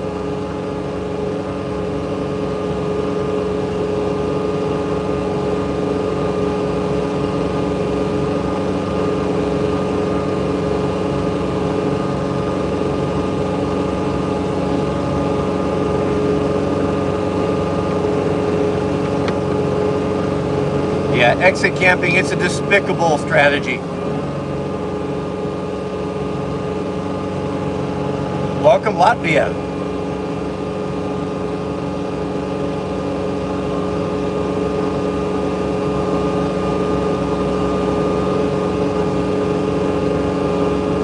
I do play a little bit of Apex Legend with Jack, but he carries me. Jack could actually Jack would do better if I wasn't on his team. Well, how about that? A soccer ball right in the middle of the... That's odd. Why did that not go through the blower? That's an incredible mystery right there. You see that? There's a soccer ball sitting in the middle of the place I just plowed. Untouched.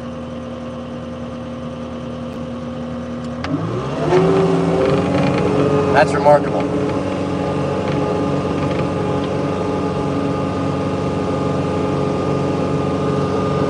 Goodness, we have a super chat from Hobby Patrick, who writes, what console gaming PC do you use? Well, I have a couple. So when I started, Jack and I bought, we started playing Apex. We bought a Razer laptop, him and I both, mid-tier, maybe towards the higher end tier, and we played on that, and I was suffering terribly. You know, I came from like the Atari 2600 world. I didn't play video games after Nintendo 64, even before that. I think Sega Genesis was the last console, really, or maybe PlayStation 1 was really the last. So to get me going on a keyboard, I mean, it was not happening. So Jack got me set up where I could play with an Xbox controller, and then I switched over to an Xbox. So I would prefer that. I cannot play on the keyboard. So Tarkov is really a struggle for me. Actually, it's really lame, but I have mapped out a controller for Tarkov on my Razer. It's not great. You're limited by a lot of the different things you can do with it, but I'm limited, so it kind of works. I play it through Steam. But shout out to you.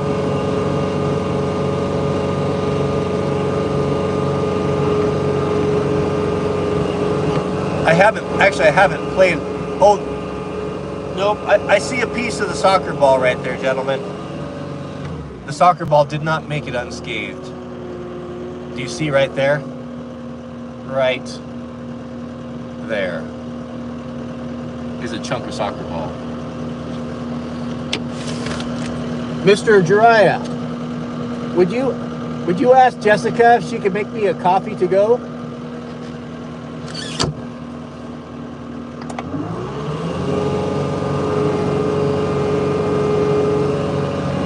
Oh, looks like there's multiple.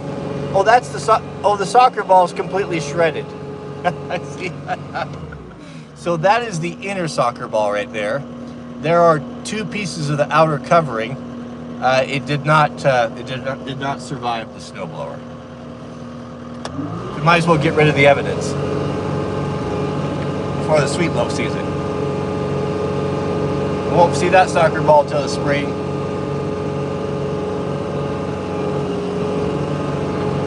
Boy, gentlemen, I'll tell you, if it was a Friday, Saturday, Sunday, we'd take the snowblower up to the coffee shop and get a cheese Danish.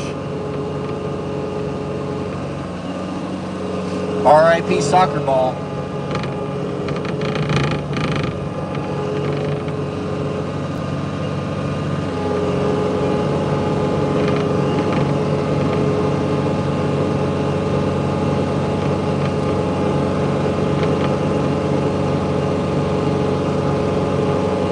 Looks like Jack's heading out.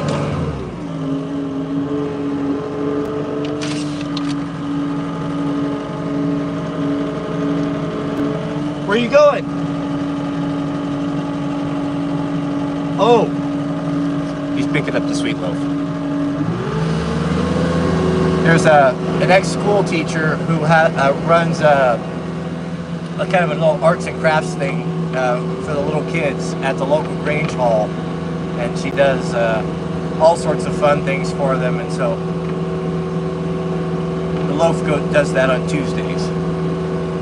So he's going to go pick her up.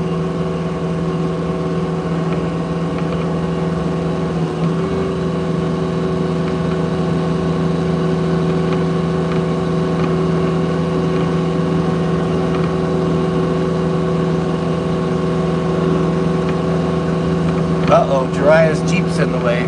There he goes.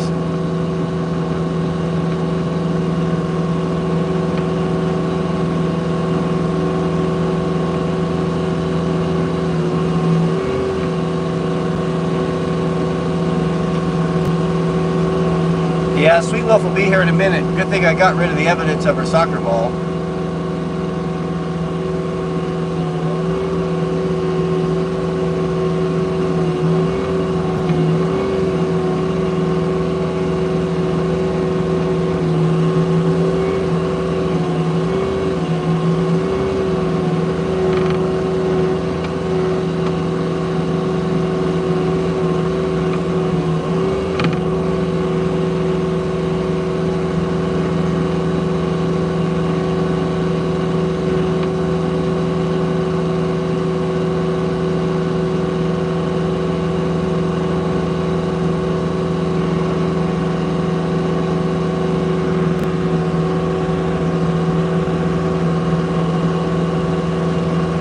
Goodness, I missed Overton's super chat. I'm sorry, Overton.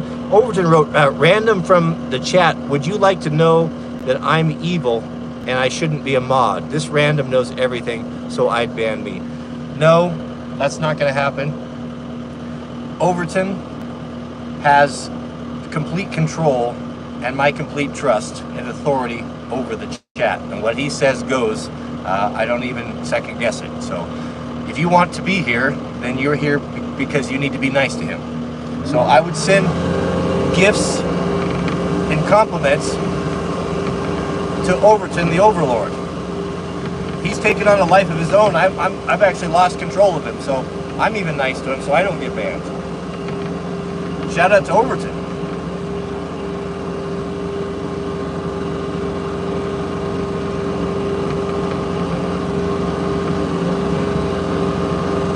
I know how to stay in my lane around here.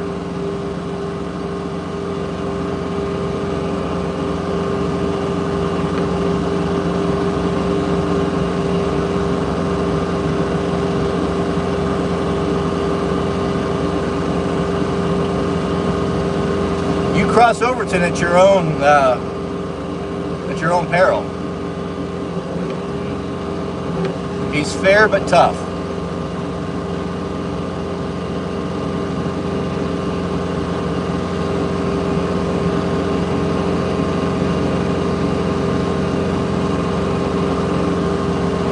Be careful, Overton. Remember, absolute power corrupts absolutely.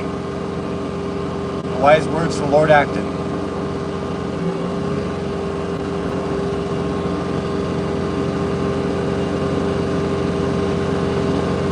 The middlemen keep him in check, though. If he gets out of hand, they'll mock him mercilessly on the private chat.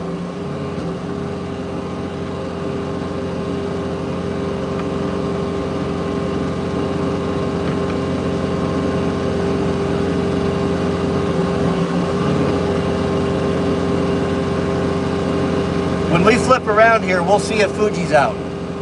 We'll do a whip around here. It was in cloud this morning.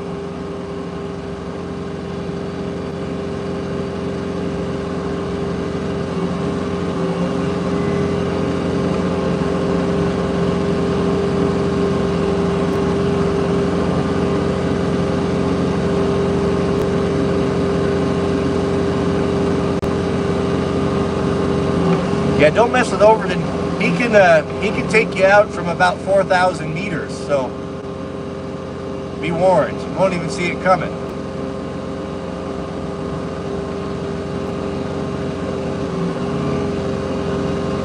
Yeah, he bore sights at 1,500.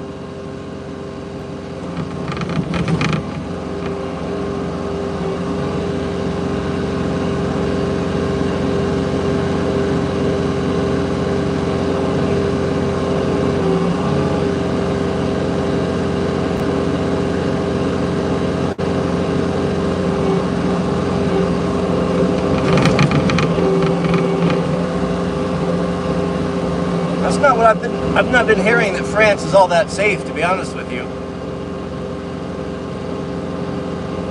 I've heard the City of Lights has turned into the City of Urine Smell.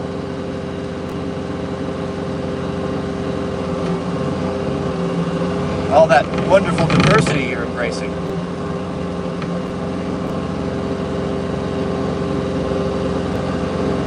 Yeah, this is the perfect snow for making igloos. That's true. It's wet. You can stack it real well.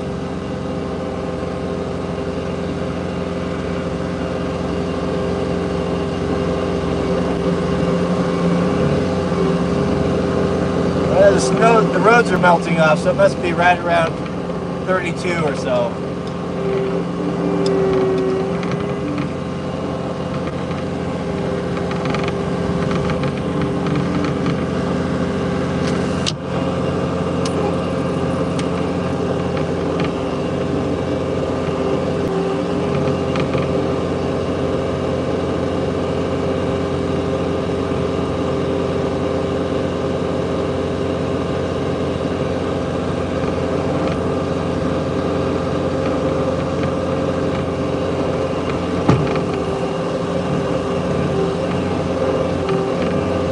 I think Overton's been known to use 0-point ammunition.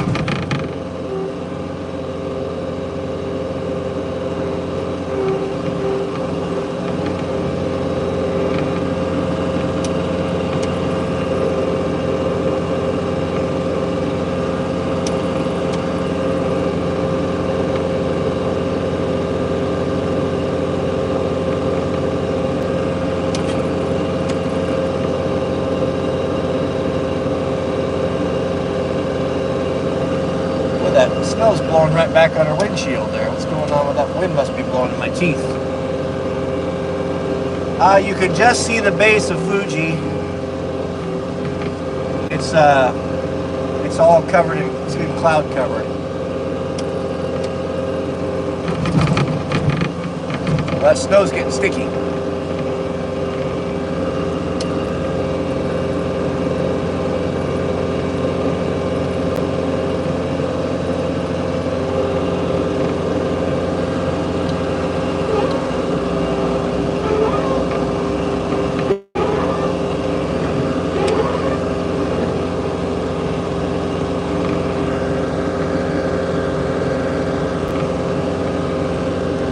Oh, we have a brand new member, Shonathan Hill. Welcome, Shonathan. We are very happy to have you here. Shout out to Shonathan. Welcome. Thanks for joining our Snowstream here.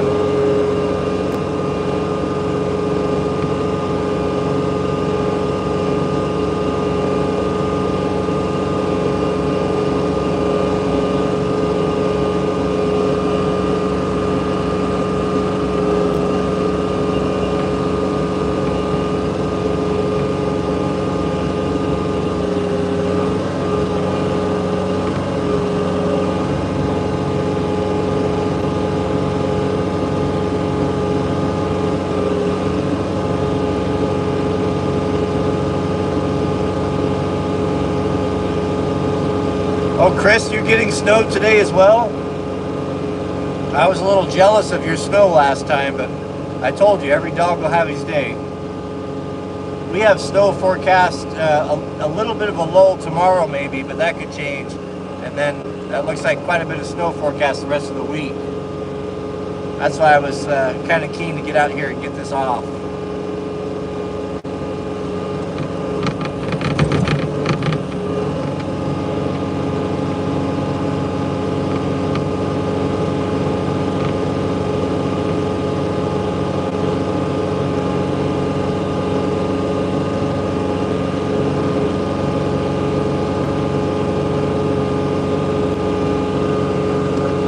Goodness, we have a super chat from 2354 Bill 6. Says, are you still drinking alcohol? If so much, how often? And no, I don't drink anymore. I put it away. I gave it up. It's been a long time. Last summer sometime.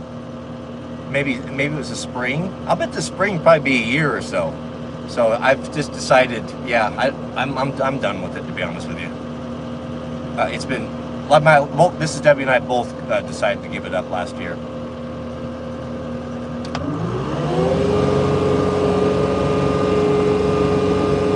Yeah, there's the miracle truck. It's still hooked up to the dump trailer. We still use it every Not every day. Oh goodness, we have a super chat from Alexander Olson, who writes, Cody, thank you very much for the consistent Christ-centered content that challenges society to be God-fearing men, to sacrifice and serve their families in America, not to become dependent. I emailed you, talk soon. Well, I appreciate that. Thank you for your generosity. Yeah, we need to, I think most of us feel the same way here. We kind of got fed up with the church not moving things forward and not being effective and not teaching the true gospel. And I really believe that the work in the end times here is going to come down to us, to the layman. That I think there'll be an event that I can't foresee. I don't know how it's going to happen or what it's going to be, where a decision, we're all going to have to make a decision whether to follow God or not to. When this beast system comes in, whatever that may be.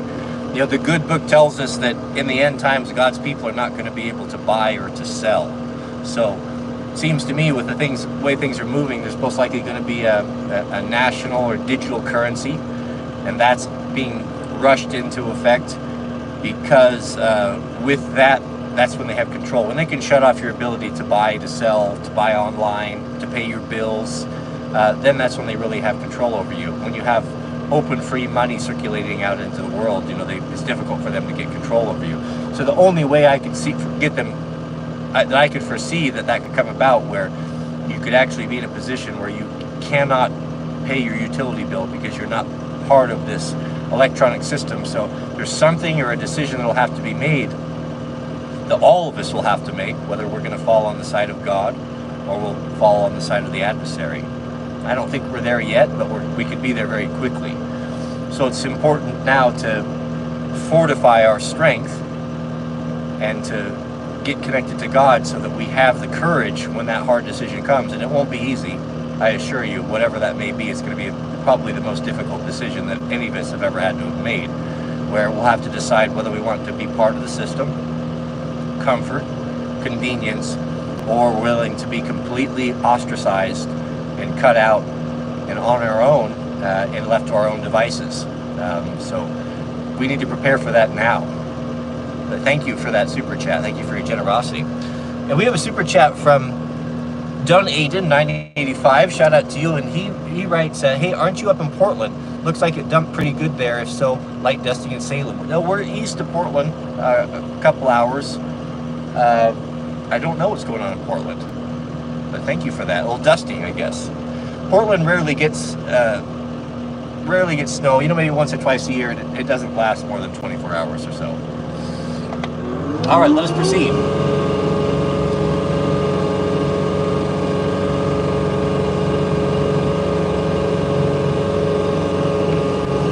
Yeah, the TV evangelists, man, that's, I think that whole scam will dry up when the boomers are gone. I don't know if a lot of folks are falling for that. Well, who knows? I'm not in that world. Maybe they are. Apparently they are if they're still online.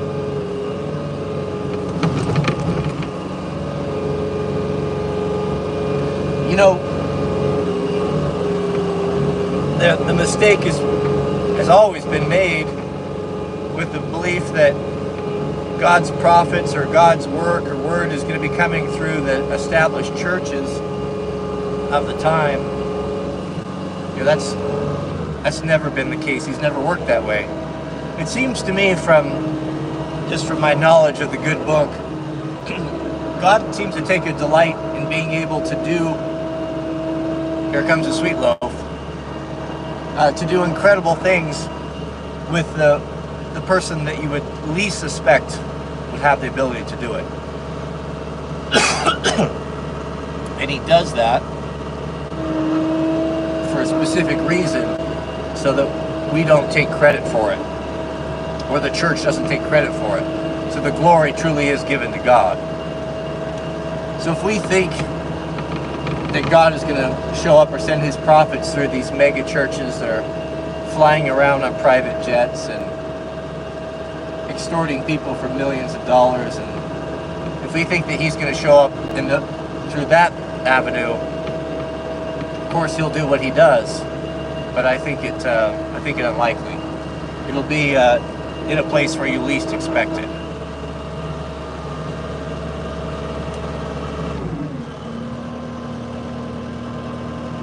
Hard to believe, hard to imagine that I have a 18-year-old son driving around. Well, I got them spread out. I got a 5-year-old and an 18-year-old. Mrs. W and I are in it for the long haul. She said, you know, I'll be almost homeschooling almost, 30 years or so when this is all said and done.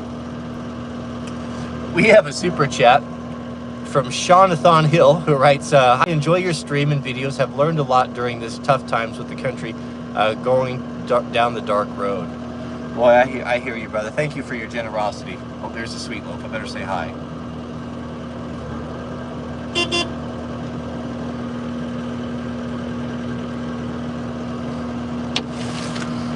Cutest thing you've ever seen.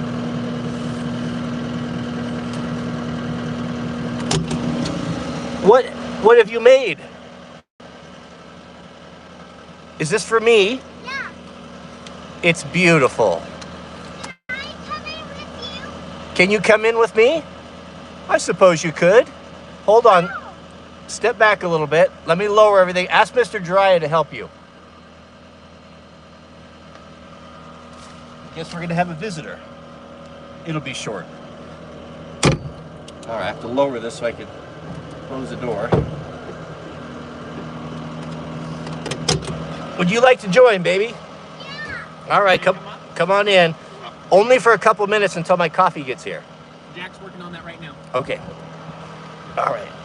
Did you have a good time? Yes, I did. How am I supposed to? Well, it's gonna be a little awkward, but you're gonna be able to sit on that thing. No. Is it too uncomfortable? Yeah, it's uncomfortable. Okay, what about right here? Will that work? It Sit- hurts.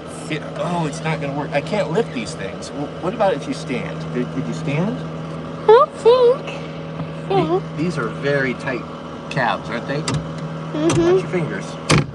Whoa. I'm doing a live stream. You want to say hello? Hello. The only way for you to do this. Well, what if you sat over here? That's a good Can we idea. try that? Mhm. It's not very comfortable for a girl, is it? What about that? Can you do that for a couple minutes? I think so. Okay, I'll keep my hand here. All right, so we have super chat. I missed her. We have a super chat from In the Mountain, who writes, an elderly mountain man neighbor gave me an old peavey for rolling logs. What is your advice for preserving the old solid wood handle? Oh, that's a good find to get one of those old peaveys. So here's what I would do. Are you okay? Here, why don't we just I'll put these up. We'll just hang out for a minute. Let's put these down now. Put those down now. I don't think it'll run. They have to be down all the way. It's not designed for two people, for sure. So, here, sit over here on the side here so I can see. So what you want to do with that, if you get a tool, an old wood is probably, if it's cracked and such, so first get some, a scraper tool of some sort. You can use a knife, Yep. something that's got a sturdy, thick blade, and chalk that up in the vise, just wrap it in a towel so you don't mar the wood up, and scrape it. Scrape it down, pull those little curls of wood off of that thing, and get all that that rough, dead, dried out wood off of there. Scrape it clean until it's bright colored. Then you're gonna get some boiled linseed oil, and you're gonna put a heavy, thick coat on that. Don't leave it on there. Wipe it on there slowly. Get a rubber glove. Excuse me. And coat that every day for 7 days.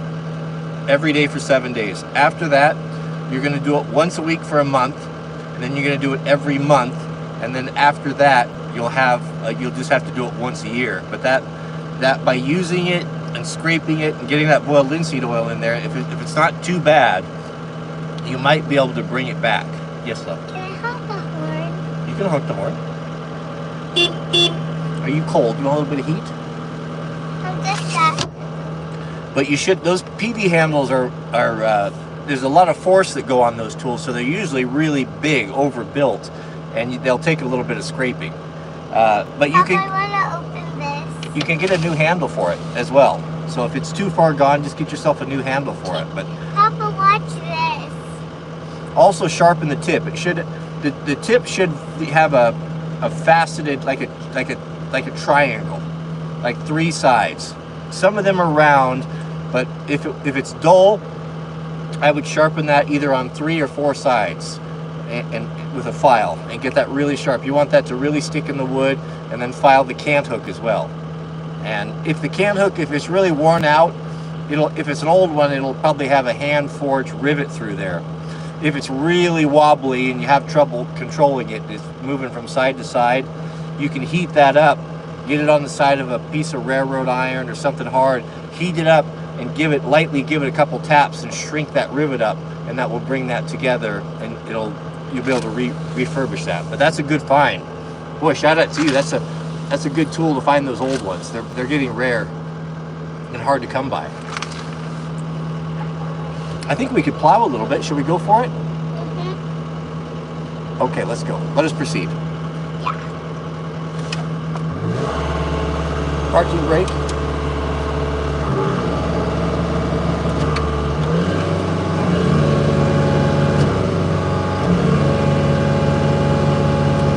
Oh, we're going.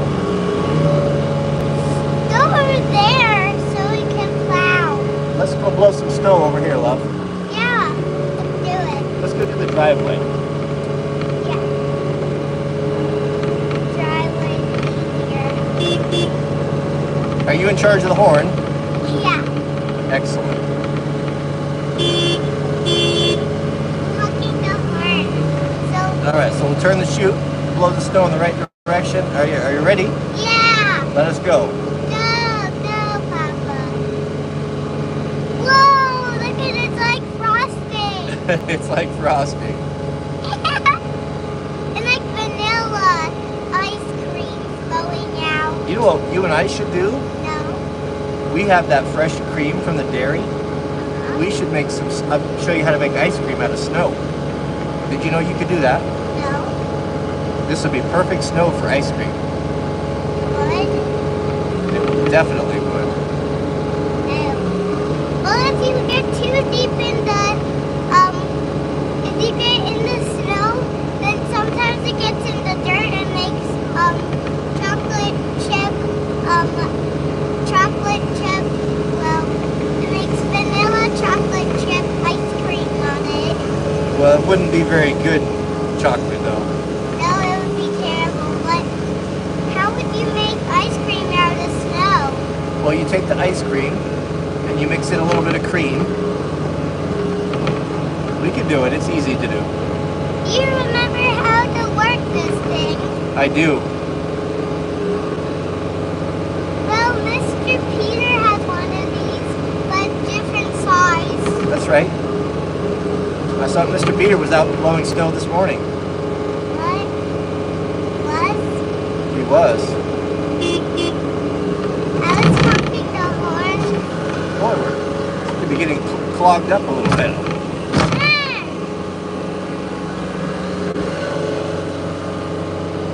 Oh, I missed a super chat, maybe.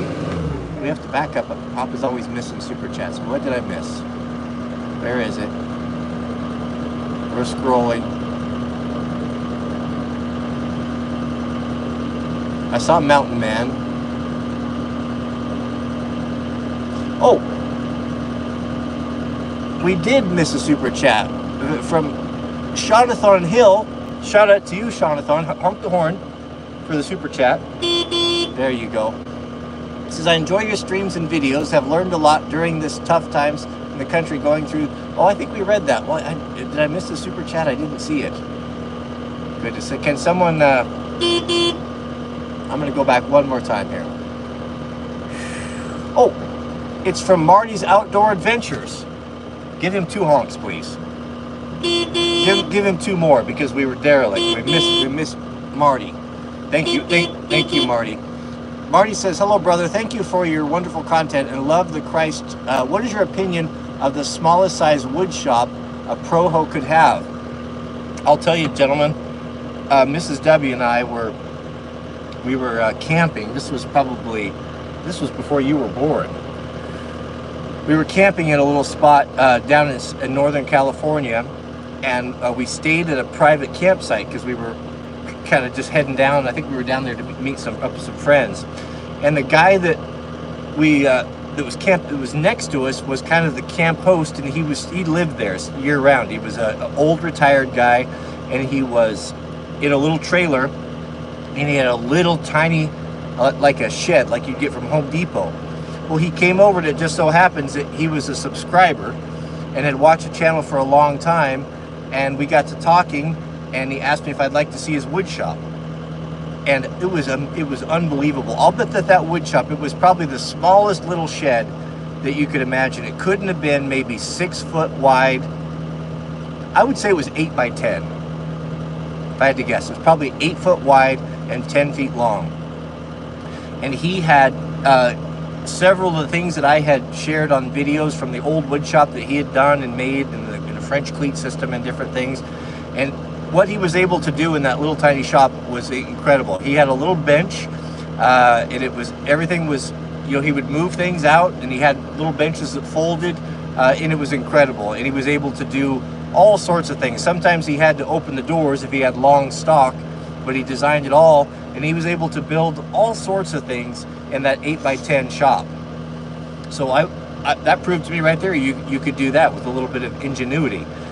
If you did a little lean-to on the outside where you could roll things out of there, free up a little bit of room if it was raining. But I have had multiple shops inside single garages, and you can do it with that if you're just smart about it. Just utilize the wall space, utilize your overhead space. If you can pull things up, you can make things have multiple duty, where if you have a workbench that maybe something flips down, and you can have your vise flip down underneath so you can clear up space, you can do it. But I would say an 8 by 10 would be about as small as I would go, and that guy was doing it. Sorry about missing your super chat. Goodness, I don't know how we did that. Loaf, you need to let me not do that anymore. We have another super chat from our friend Zachary C. Give him 2 beeps. Shout out to Zachary. Zachary writes, Revelation 3:9 says, "Indeed, I will make those of the synagogue of Satan who say that they are Jews and are not, and indeed will make them come and worship before your feet, and to know that I have loved you." Yes, yeah. C.S. Lewis talks about that in the Weight of Glory. Yes? I'm in charge of the snail button and the horn button. Yeah, you do the snail button and the horn button, and that's true. All of God's people, even the lowest, even the child that was persecuted for Jesus Christ's sake. Yes. Did we forget this one up here? Did we forget? Did I? You forgot. I may have. You forgot him. Forgot him.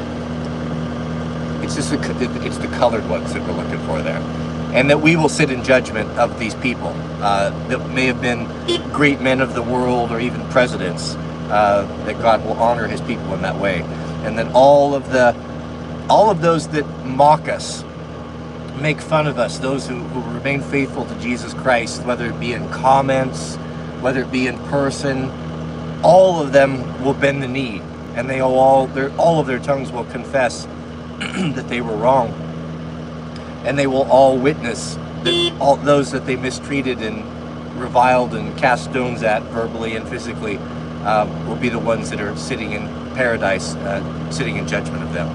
So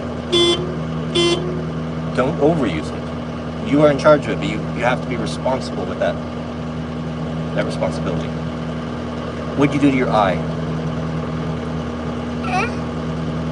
What happened to your eye? Well, What happened to your eye? so I was running in your old office, and I was running as fast as I could, and then I twisted, and then I fell on the table corner. You hit the corner of the table. Fortunately, our friends and neighbors are both surgeons, and you went over there, and what did Dr. Maccabee do for you? Not Mrs. Maccabee. Yes. What'd she do for you? Well, she put stitches in my eye, and she said not to touch it, but it was too tempting for me, so I couldn't help it. So you touched it today. Yeah, but last night I kind of did. We mustn't do that. Because you know we'll have to go back and get more if you take those out. I know. Did you realize that you and I right now both have stitches? No? Yeah, I have them too in my stomach, right by my belly button. That's weird. It's pretty. Oh, look what's here. Look what's here. Okay, you're getting out. You want to say goodbye? I gotta get back to work. Wee. Thanks for visiting. Bye-bye. You want to trade? Easy enough. Okay, how am I supposed to Yeah, right there. Thanks, Giraffe. 3. Pick up.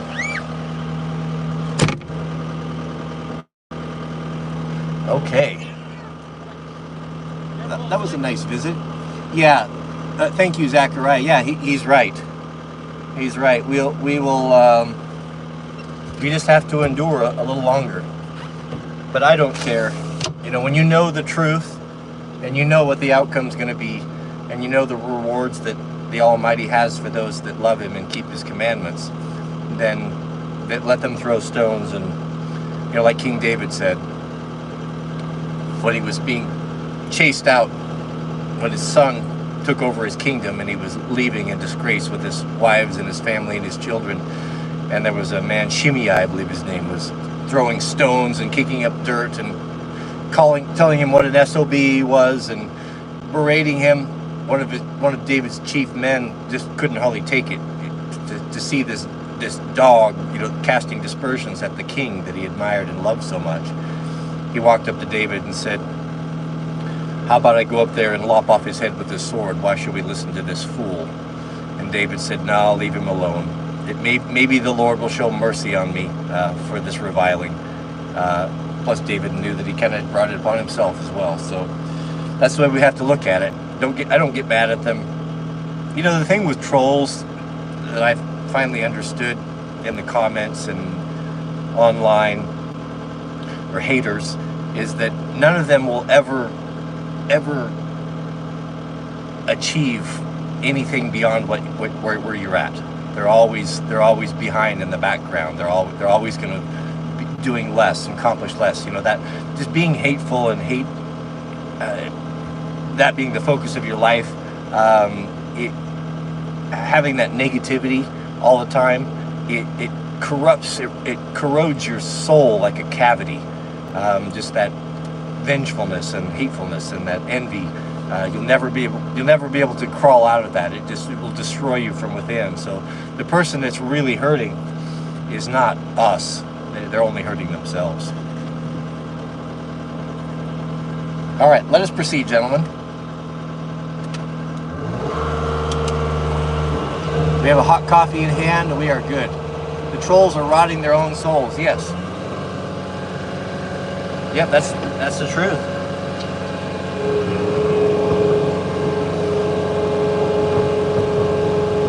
People that are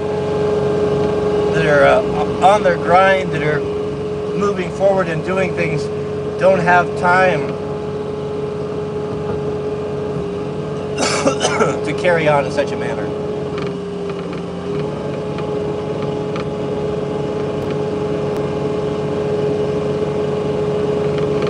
Oh, I don't feel sorry for them. There's no reason to feel sorry for them.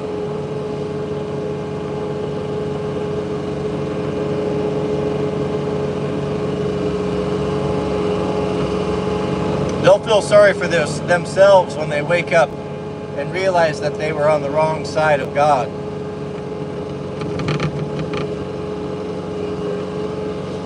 You know, that day that Jesus returns, it's going to be a great and terrible day, depending on who you are. But the good book tells us it's so terrible for those that are outside the grace of God that they try to hide themselves under the ground, and they pray that the rocks would fall on them to bury them so that they don't have to look upon the face of Jesus.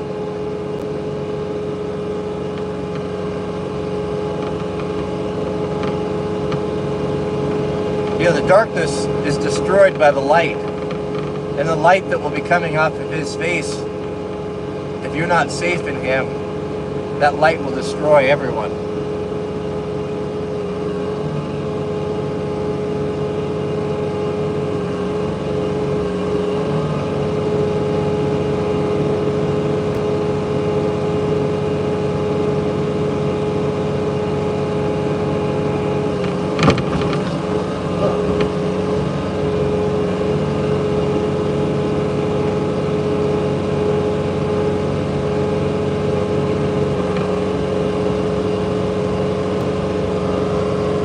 Looks like the road is clear.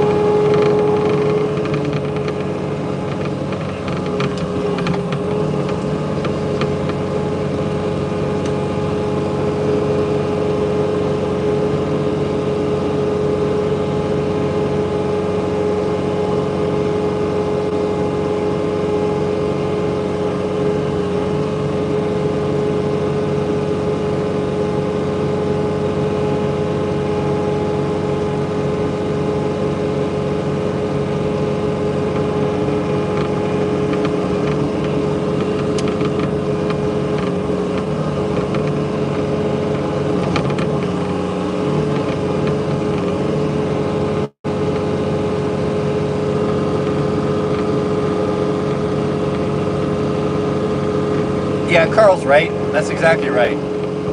That's what they want. They want attention.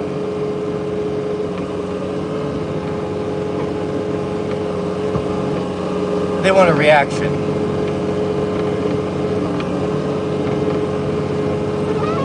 When you don't react to them, then they move on to someone else who will.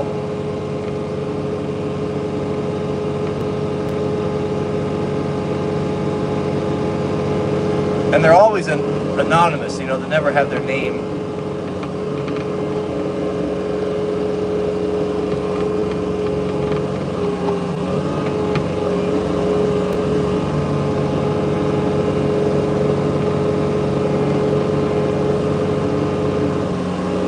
That looks pretty good. Wait for Jirai to move that trailer. Let's blow out the road here to the new shop. Dr. Pepper says he's been binge watching The Chosen. What do you think about that show? I find it accessible and inspiring to someone new to the word like myself. Yeah, we've been enjoying it a lot. It's very well done. There's some pretty interesting characters in that. Mrs. Debbie and I have been watching it as well. There's been some some silliness, you know. I mean, it's not for the biblical scholar by any means, but it is. I think it's inspiring and reasonably well done as far as doctrining. But you know, like there was some scenes that were pretty terrible. There was a couple episodes back that we saw where the guy in charge of the Romans, I forget his name, is rebuilding the water cistern with Peter, you know, and there's a little bit too much of that and a little bit too much emphasis put on the wives of the apostles that are upset that they're not spending enough time with them and they're out running around with Jesus, you know. And I mean, I guess you have to do all of this. I've always had a bit of kept kind of a close eye on it because I think the executive producer is Mormon. You got to watch out for our Mormon friends, you know. They're not to be confused with us Protestant Christians. It's a very different system.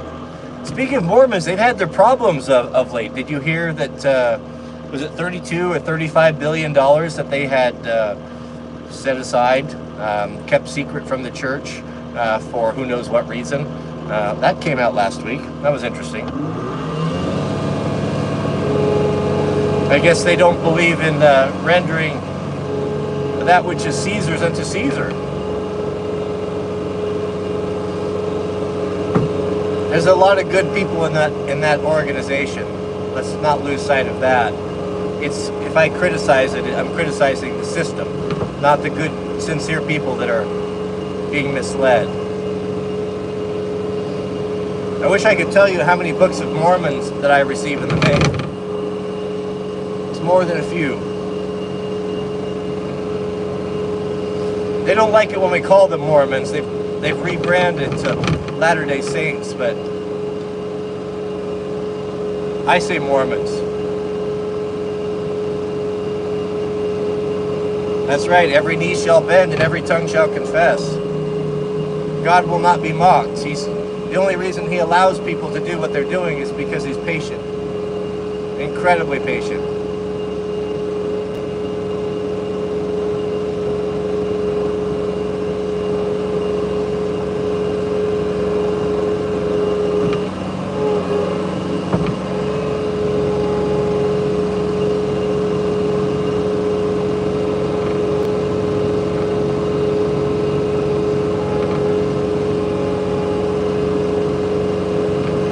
Yeah, the Mormons had a good hard go about it when they wintered in Utah.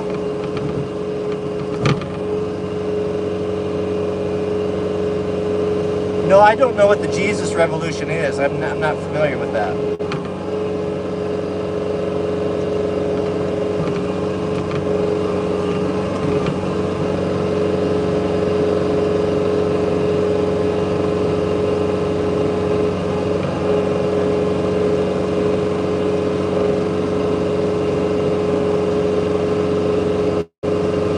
Can you give me a brief thumbnail sketch what that is?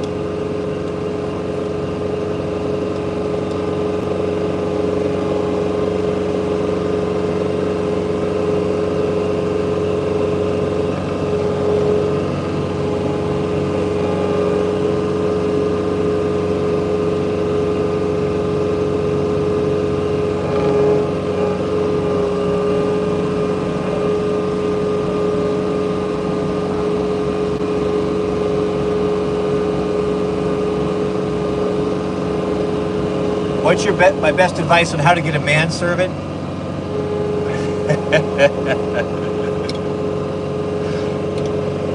Well, you can start a YouTube channel. You start a YouTube channel, get a couple million subscribers, and then you can have a manservant.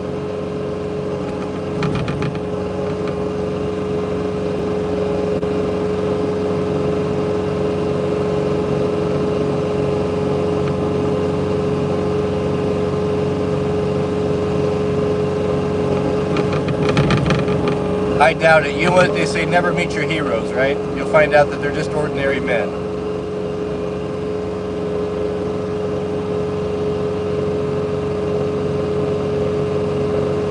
Yeah, God has his people in a lot of organizations.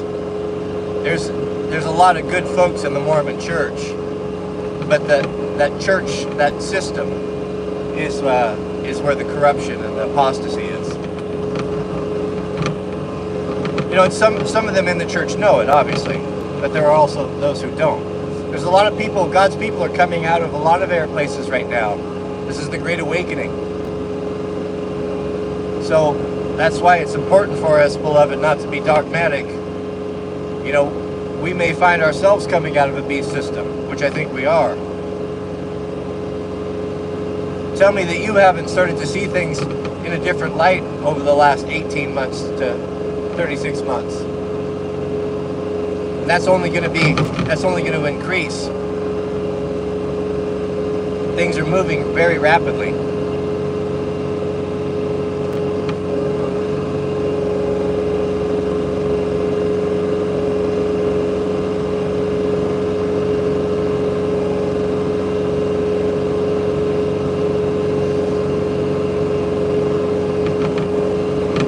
Finalizing with the new house, we're finalizing the plans. If you look right out there in front of the Yanmar, that's the proposed build site. But where the new house will go, it's going to be a small house. You'll see when we get closer, you'll see a couple of red stakes.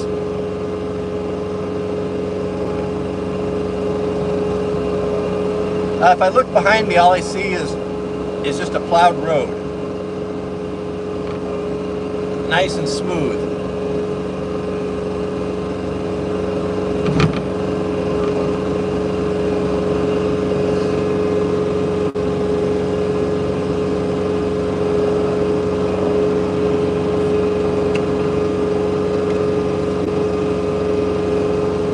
Yeah, we're building a house right here, right in front of us in that open lot, that open field. We'll go down and look at the river. It's about 100 feet from the river.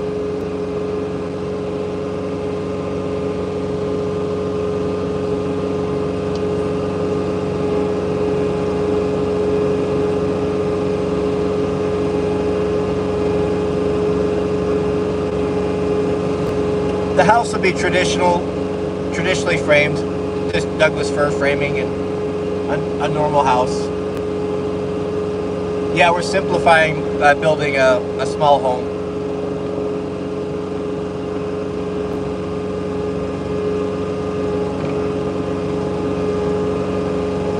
A home that's going to be able to be a lot more, to be able to maintain, and if we had to live off grid, wood cook stove, and designed to be heated with wood stove, that sort of thing. Lower ceilings, a lot efficient, really good insulation, good windows. A small home, but a quality home. Man-servant quarters. Actually, Mr. Jiraiya is going to, we're going to order a heater. A lot of this stuff we just can't do when there's snow on the ground. He's going to have his own place in the new shop here.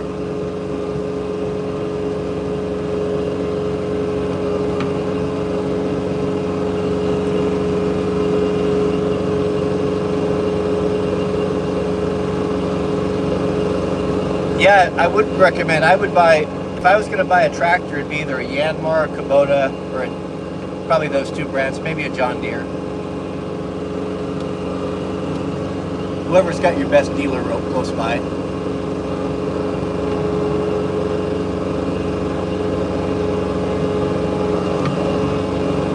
No, I would not consider a rocket mass heater.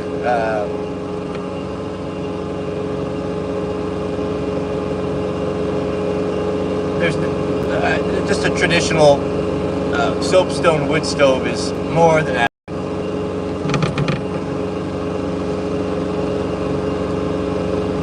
I think rocket mass heaters are ugly and noisy.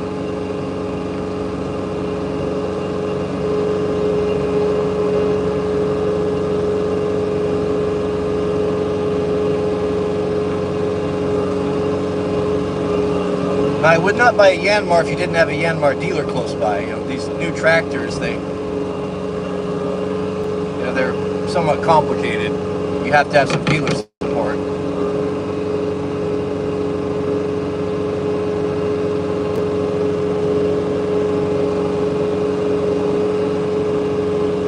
I'm having a nice, yep, oh, we just clogged up, goodness.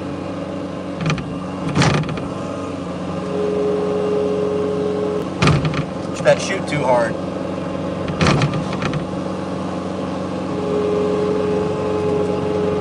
Might have, is it gonna clear? I don't think so. No, we are jam tight.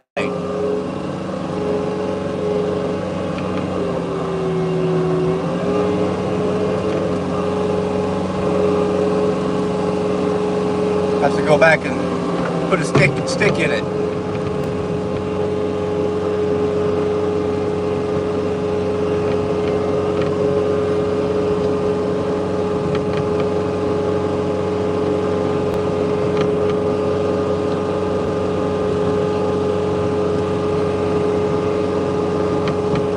Well, I tried all those coatings. It's pointless.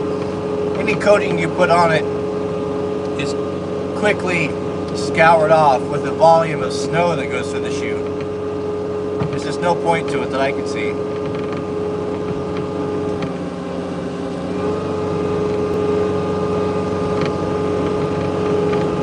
Now the energy that it would take to heat the chute would have to be tremendous because it's constantly being cooled by brand new snow that's below freezing. That would not be that'd not be possible.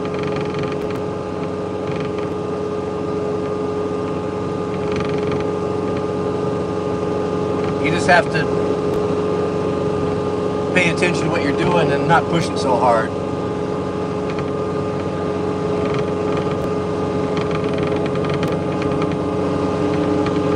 That's all right. We'll just go back. I didn't bring my stick with me, but we'll clear it out.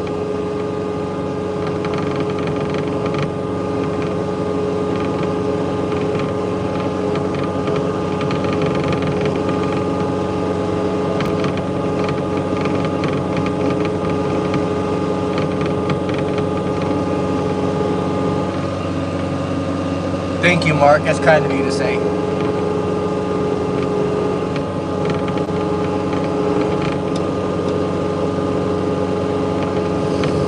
We'll head over to the shop and get that chute cleared out for you real quick. Oh, I could use the plow. Plow is fine, but I just enjoy operating the skid steer more. It's handier. It's much more maneuverable, and it's got a heated seat. That's really the biggest reason.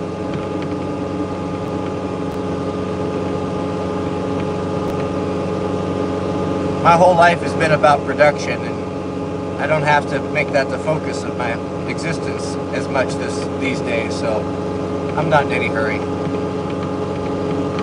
Remember how Forrest Gump retired? That's kind of my goal.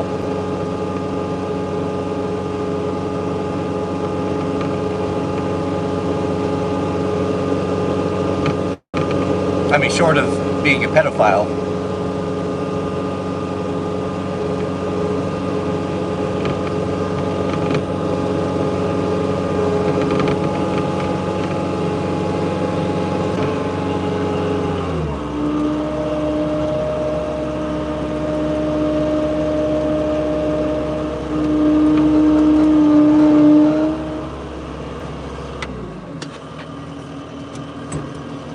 I'll have to carry my stick with me this time. Oh, not low enough. That's always always do that.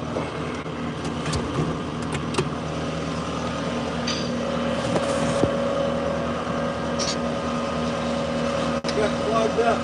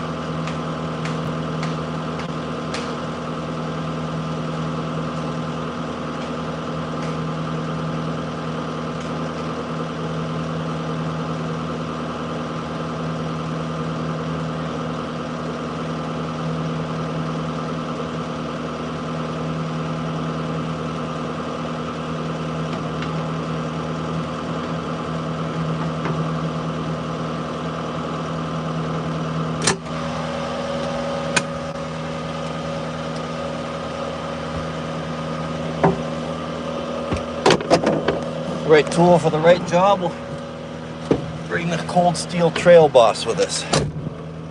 Probably the best value axe ever, this one. It's one of my favorites. Cold steel trail boss. If you wanted an affordable axe, it's really good. Really good one to keep in the truck. All right, I think we're clear.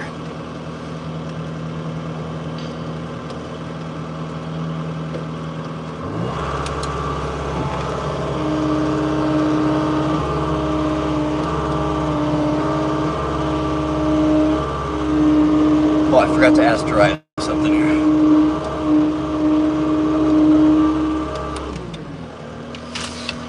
Hey, Jariah, could you move that trailer? Yeah, back that trailer in there, and I'll blow out that rest of that front.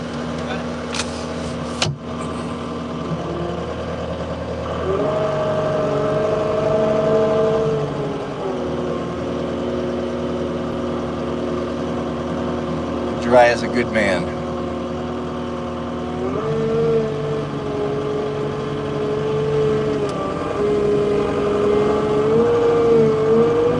He's gonna move that trailer for us so we can finish that area.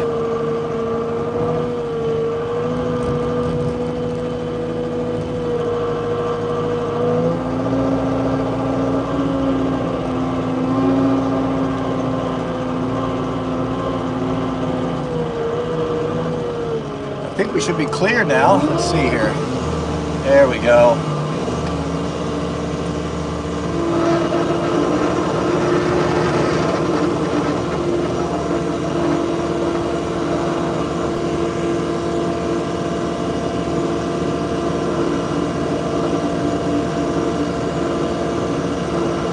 I don't know what that means, babe. Or Hobby, what's that? Hobby Patrick? Quick search on Hanks. It seems it's fake accusation. Who's Hanks? Vangelis, we got about a foot of snow. I don't know who Hanks is. Oh, Tom Hanks? I don't know about that.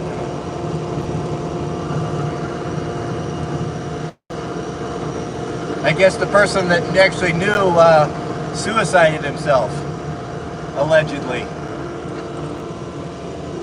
Everything will come out.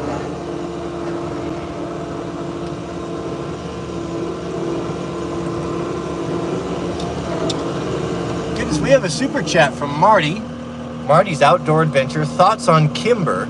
Current daily is the micro. Oh, I love Kimber.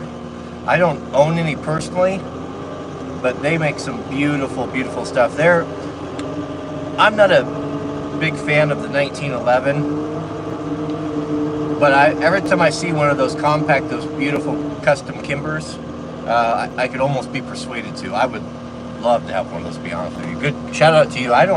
If you carry one of those, that's pretty cool. I love the Kimbers. They do beautiful work. Thank you for that, and good choice on the Kimber. Which one? The Micro 9. Yeah, that's a good one. The Micro 9. That's a beautiful, beautiful gun. You obviously have excellent taste.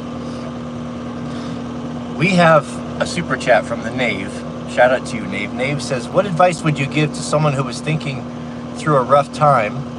My eyes have been stinging for a long time, and I have an eye floater that really bothers me. How do you manage hard times?"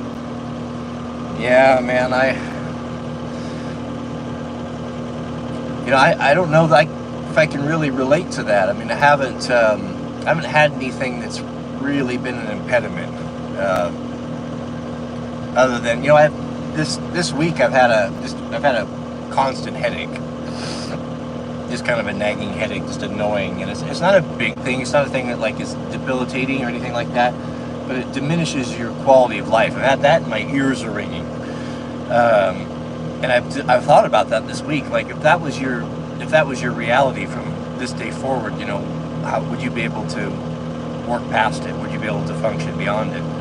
And you know, you just do. I mean, I guess I broke my foot when I was younger on a BMX bike, and it never really bothered me until now. You know, now it's starting to become a problem. And I talked to my chiropractor. He says, well, you know, it's likely it's just basically it's just going to get worse. It's just sloughing. So it's something you just have to live with, knowing that it's going to continue to get worse and worse and worse. I guess for me, I understand that, you know, body's going to break down and things are going to happen, and you just have to adjust. You have to, okay, I can't do this particular thing anymore. I can't race motorcycles anymore. It doesn't mean that I can't ever have a good time. Or, you know, another one, I guess a big one was like, it's your life is very different when you quit drinking.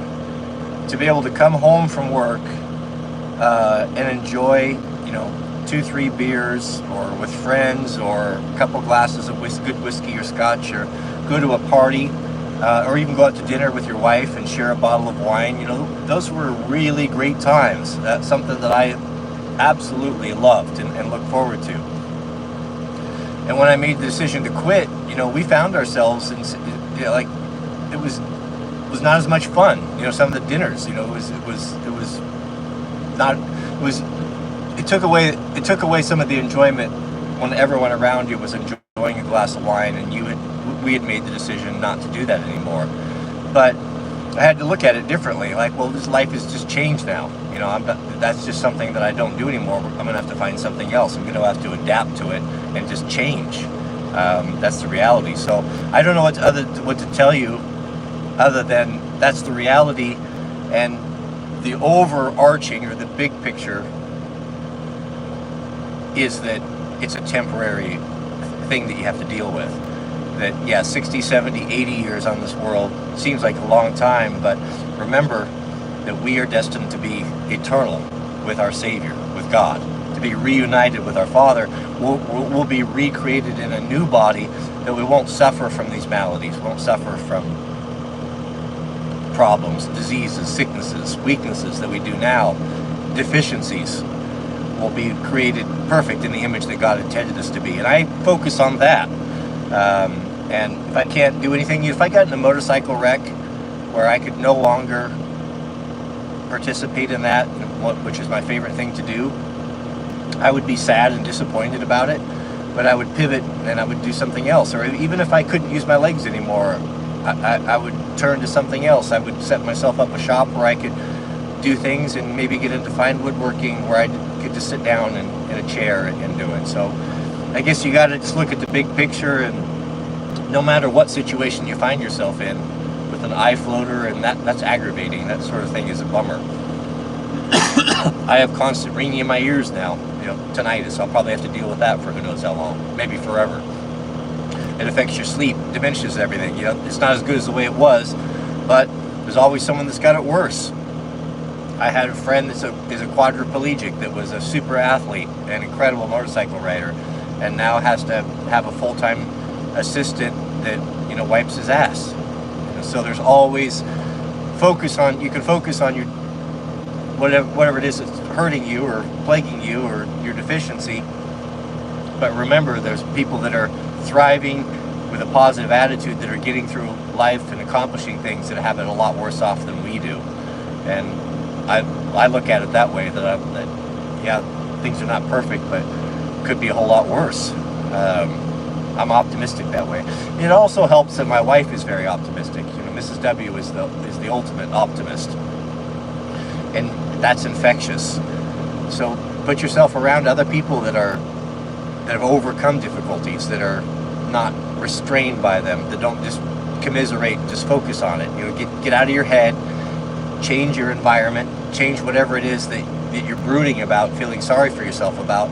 Get yourself out of that and get some purpose in your life, something that you're doing that's making a difference, and then you'll have less time to think about your own troubles, and more time about getting on life and living. But thank you for that. That's a tough thing. Oh, I'm backing up here. We have a super chat. Someone's going to straighten me out on rocket mass heaters, and it's probably rightfully so. But hang in there, Nave. It's not a great thing, but it could be a whole lot worse for sure. We have a super chat from looking into brick mass heaters that Northern and Eastern European countries used for heat before natural gas. Yeah, to be honest, I'm commenting on things that I don't really understand when it comes to the rocket mass heaters. I know, I hear it all the time. I've seen people online making them and stuff. I've never seen anything that was like done really nicely. They've always been kind of rudimentary and, not necessarily well done.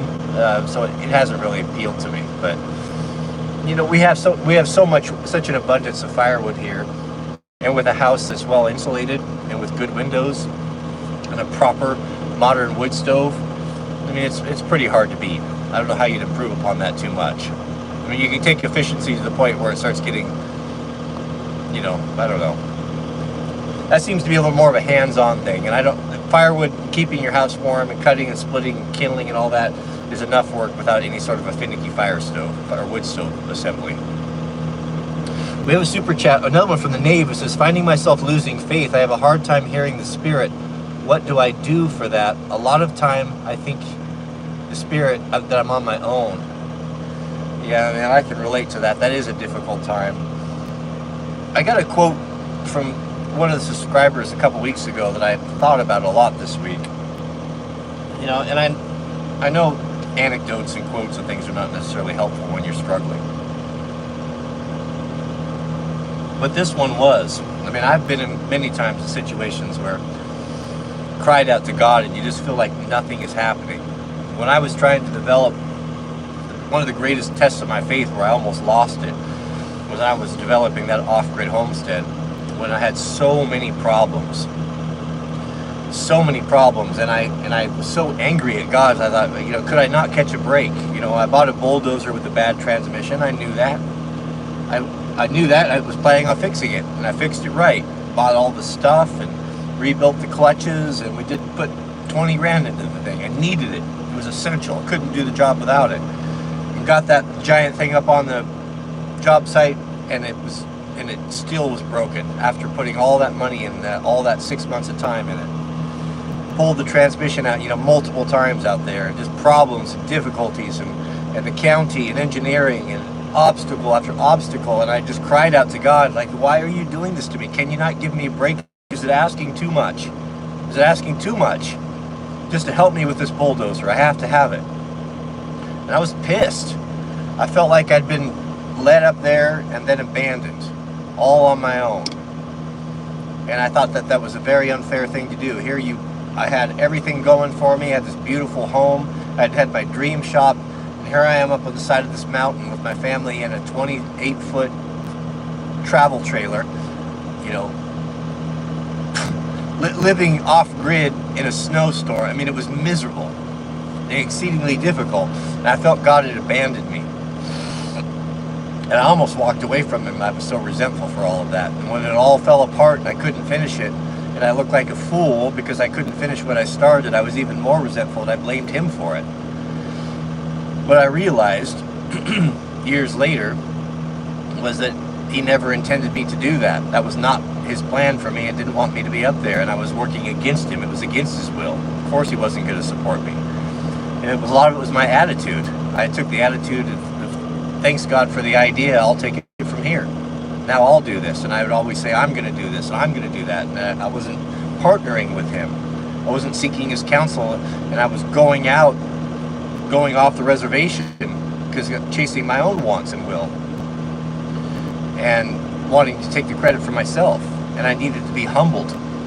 So there's that. I don't know what's going on in your life, but you can get yourself in a situation where you can need that because you're going on your own steam and you're not partnering with God. It also could be a test of faith. And the quote that was given me that was so good was, during a test, the teacher is silent. He's watching you to see how are you going to behave. How much are you going to trust him? Are you going to show faith? Are you going to show faith even when you don't hear me? When you can't see me? When you don't feel like I'm answering you? Are you going to abandon me then? I'm testing you now to see, will you be worthy and have the faith when you will truly be tested? He needs to know who his soldiers are, just like Gideon He tested the soldiers in front of Gideon. Who would run and break and who would stand and be brave? So in those times of darkness, when you feel like God's not there, He's abandoned you, that's the most important time to stay steadfast and to remain faithful. And just put your head down and just suck it up. Put your head down and push forward. Fight through it, because nothing lasts forever. And you'll get through it. And the reward that will come and how quickly your situation can change is amazing. All we can see right now is our struggles and our difficulties and all the bad things.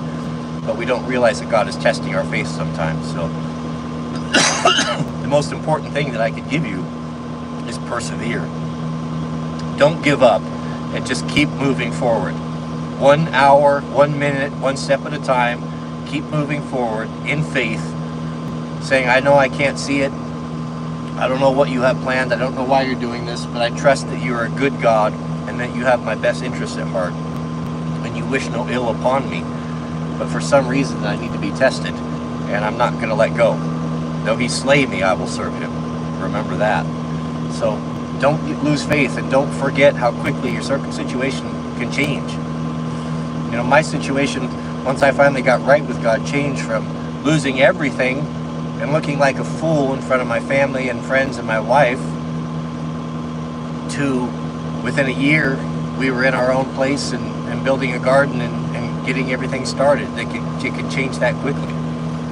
So just put your head down, put your shoulder to the work, to the load, and just remain faithful. And just because you can't see Him doesn't mean He's not there. Oh, I have to push it twice every time. There we go. Let us proceed. And hopefully not clog up the chute.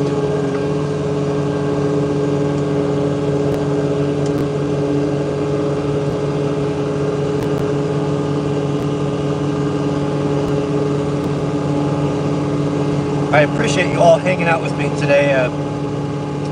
I was feeling a little depressed the last couple of days myself. I was wondering if I ever get back to the way I was before the surgery, but just being here together and doing the stream again has been very encouraging to me. I do appreciate you guys hanging out with me.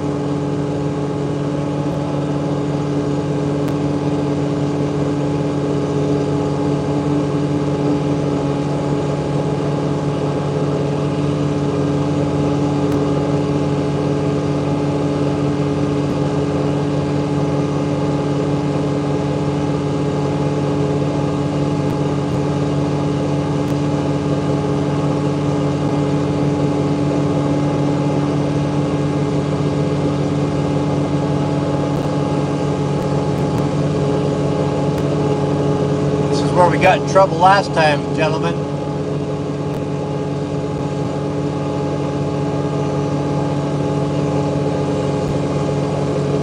Let's just take it nice and easy here.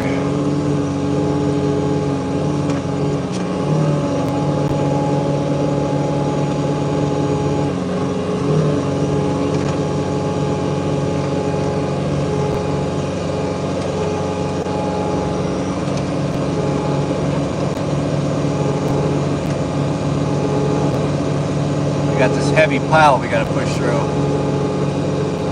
Yeah, the sweet loaf shouldn't have any toys over here, I hope. I already gobbled up her soccer ball.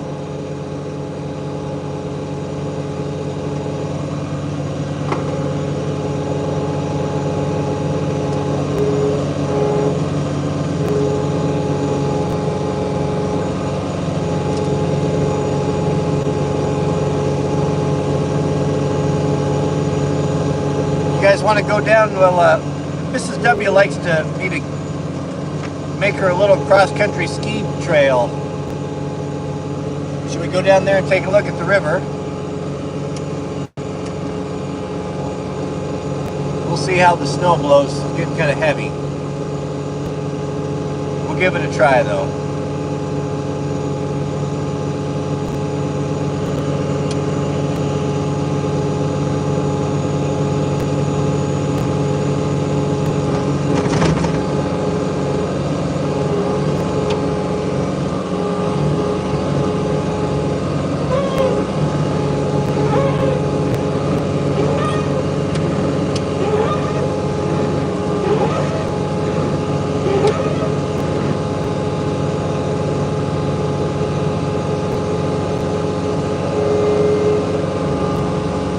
goodness.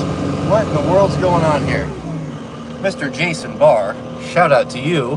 How about 2 honks for that? Jason says, not only so, but we glory in tribulation also, knowing that tribulation worketh patience, and patience experience, he's quoting Paul here, hope, and hope maketh not ashamed, because the love of God is shed abroad in all our hearts, the Holy Ghost which is given unto us. Yeah, that's a good reminder right there. And Mr. Barr always puts it so much more eloquently than I do with my incoherent ramblings. You know, and it brings up kind of an interesting point. What Jason said, you know, Paul wrote that. Something that God gave Paul some sort of a disability that really bothered him and plagued him. Now, tradition has it that it was his eyesight. Now, if you know the story of Paul's Damascus Road story, now Paul, to bring you guys up to what's going on, Paul wrote the majority of the New Testament. When the new church, after Christ had been crucified, the Pharisees and the Sadducees were trying to stamp out this new movement, and they were persecuting the disciples, and the church was basically having to hide and go underground, and a lot of people were afraid. You know, their leader had just been, Christ had just been crucified, and even though they saw him resurrected, and he was with them for many days, and they knew he was the Messiah, it didn't change the fact that they were in hard times, and they had to meet secretly and had lots of difficulties. And the biggest problem that they had was Saul of Tarsus. He was a Pharisee. He had basically a written letter from the chief priest where he had been given the authority to drag all of the people, the early Christians or followers of the way, and kill them and persecute them and throw them in prison. He was a radical. He was what's the word I'm looking for? A zealot for the power structure at the time, and it was his personal mission to stomp this movement out and to hunt all these people down. And they were fearful of him. His name, just to hear it, they were worried about him. Well, Paul was on the very road with the soldiers on his way with this letter of authority from the chief priest, and Christ met him and God spoke to him and knocked him off the horse and said, Saul, Saul, why are you persecuting my people? Why are you persecuting me? And I like to think, you know, from the way that Paul responded to that, you know, he said, Lord, you immediately recognized who it was that was talking to him. Lord, you know, who am I persecuting? What are you talking about? I think Paul thought that he was doing the right thing. I think that he thought he was a good guy. Well, fast forward, that was a conversion for Paul, and it's believed, my granddad believed, and a lot of the church fathers believed that when God took away Paul's eyesight, and even though it was reestablished, that he never was able to see again. It required, you know, maybe he could see close up, maybe he couldn't see. He didn't seem to be able to have good eyesight, and this was a thorn in his side, and he prayed to God multiple times. God, take this away from me. You know, I could be so much more effective in my ministry and spreading the gospel if I could just see and it didn't have this disability. And after the third time of asking, God said, speak to me no more about this. My grace is sufficient for thee. And Paul didn't ask any more about that. And you know, I've wondered about that a lot. And sometimes God knows us better than we know ourselves, and realizes that if we were to have too many advantages, or things would be too easy for us, that we would start to think that it was us that was doing all these amazing things, that we, out of our brilliance or our hard work, that was the reason why we were having all these successes, and lose sight that it's God who works through us. That we know that I of myself can do nothing, but can do all things through Christ Jesus who strengthens us. So if you find yourself have been given a disability or a disadvantage, and you're focusing on that, looking at that and thinking, oh, I could be so much more effective if I just didn't have this. Well, what we don't realize, and what God realizes, is without that we would become arrogant, conceited even. We would start taking credit for our own achievements and lose sight of what God is doing for us. So what right there is what, what, back up here, what Jason's laying out here for us is speaking exactly to that. The tribulation worketh patience. And it shows God, who's going to be faithful. And sometimes we require it. It would be better for us to humble ourselves before God has to humble us. But He is willing to do that before He's willing to lose us to our own vanity and arrogance. So sometimes those things, if you look at them, ultimately they'll turn out to be a blessing, even though they wouldn't seem to be that way. Goodness, Jason, thank you for your generosity. Jason always brings interesting topics to the discussion. I sure appreciate your support. Something to think about for sure, isn't it?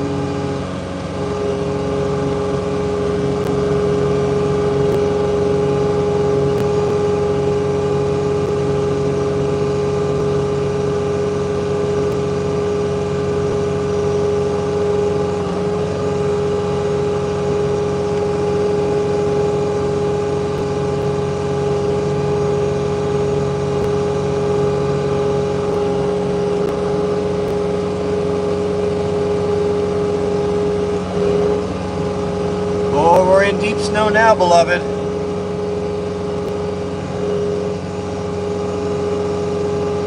So I'm going to show you right here. The driveway is actually just to the right of us. You can see some humps in the snow. Those are piles of gravel. But I'll show you where the house, Lord willing, where the house is going to sit. Oh, are we getting clogged up? It might just be getting too heavy to blow. We'll do it as long as we can here.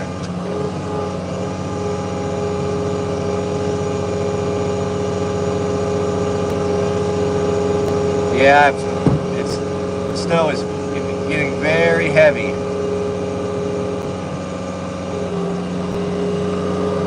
It's looking bad.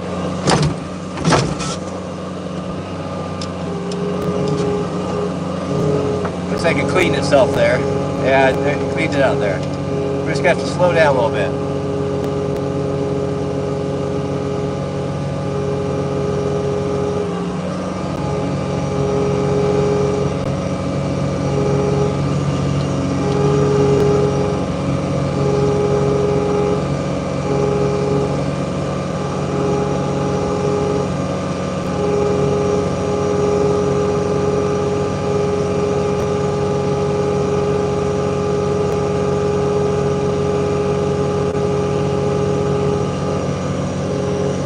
Gatlin says, Cody, seeing your sweet loaf as a 20-year-old makes me want to have children sooner. Would you say it's possible for me to get married in this day and age in the next 5 years?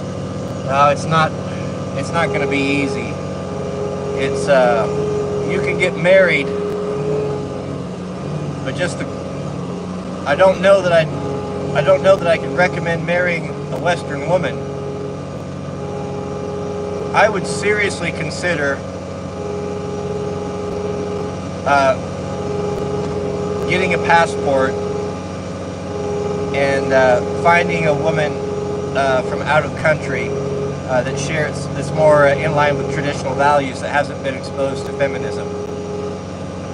I know it's nice to stick to your kind and all that, but the risk is too high, and the divorce courts, family courts are stacked against you. And it's just too dangerous, because they'll take your children away from you, and that'd be worse than not having them at all, in my opinion, if you got yourself in that situation. I would be looking at maybe going out of the country, maybe South America. There's a lot of men doing that and having some pretty good success with that, and I would look into that. You might need to become one of the passport bros. Just go online on YouTube and search the passport bros. There's a lot of guys that are putting a lot of good information out there that have been doing it and have done it, that have gotten a traditional woman a non-Western woman and are enjoying the benefits of that. And I would seriously consider it.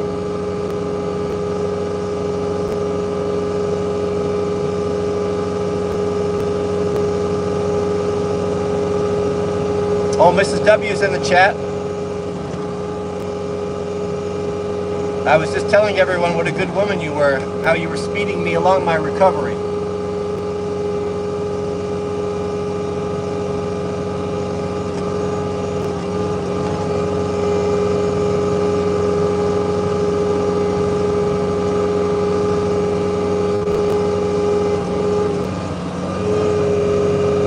I was telling everyone that my esteem for you has always been very high, but it's increased even more so with the way you take care of your family in difficult times.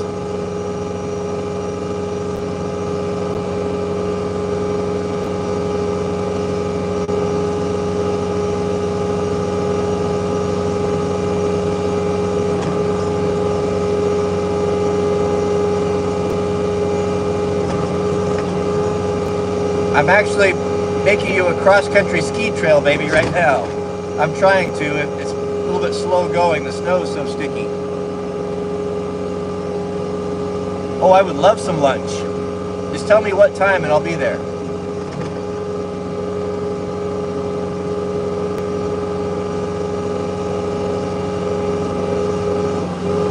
What's on the menu for lunch today?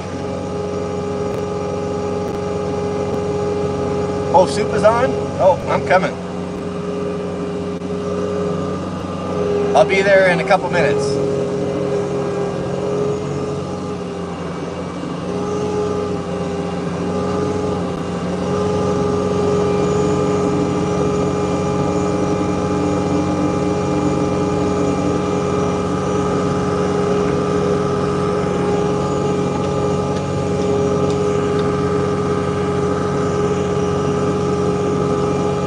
Jason, thank you so much. That's beyond generous of you. I sure do appreciate it.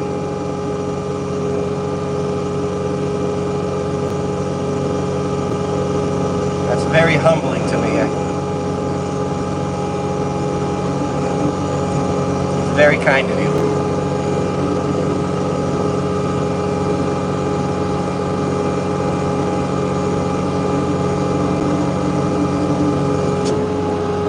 I missed, what was the soup today? I missed that.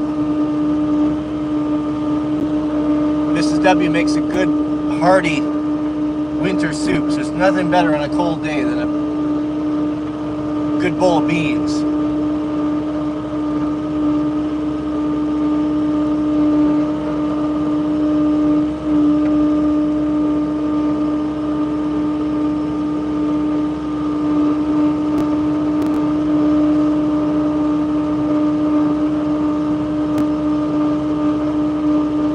Ginger snap cookies and tea. Oh man, I'm on my way.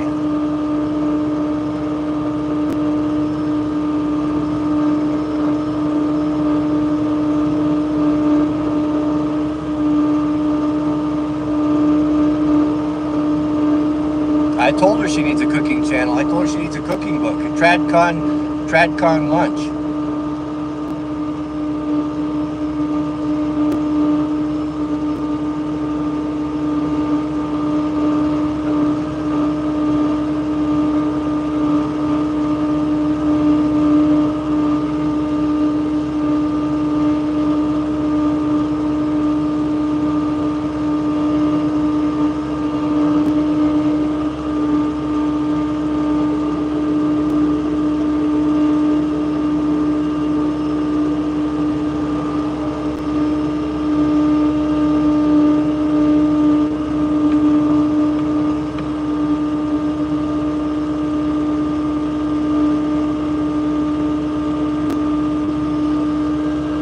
Super chat from Mr. Tony Baloney. He says, you are a blessed man. Bless you, bless you and your family. Hi, Mrs. W.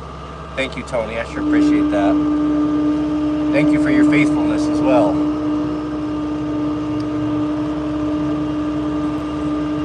I was feeling a little, I've been sad about, feeling a little bad about not doing the live stream. I just didn't feel like I could do it very well. Getting back here in the saddle has been very encouraging today, so I feel excited for it again.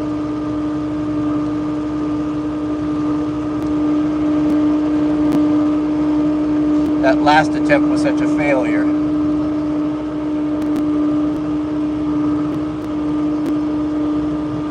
Thank you, Tony.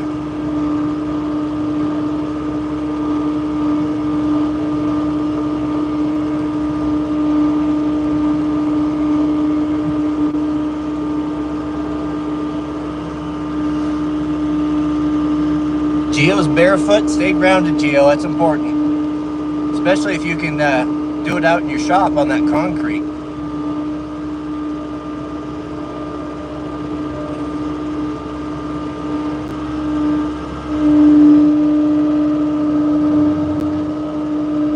Boy, that's a mess right there, right at the entry point.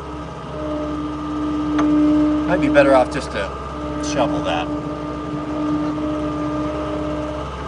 All right, gentlemen, I'm gonna go in and get some lunch.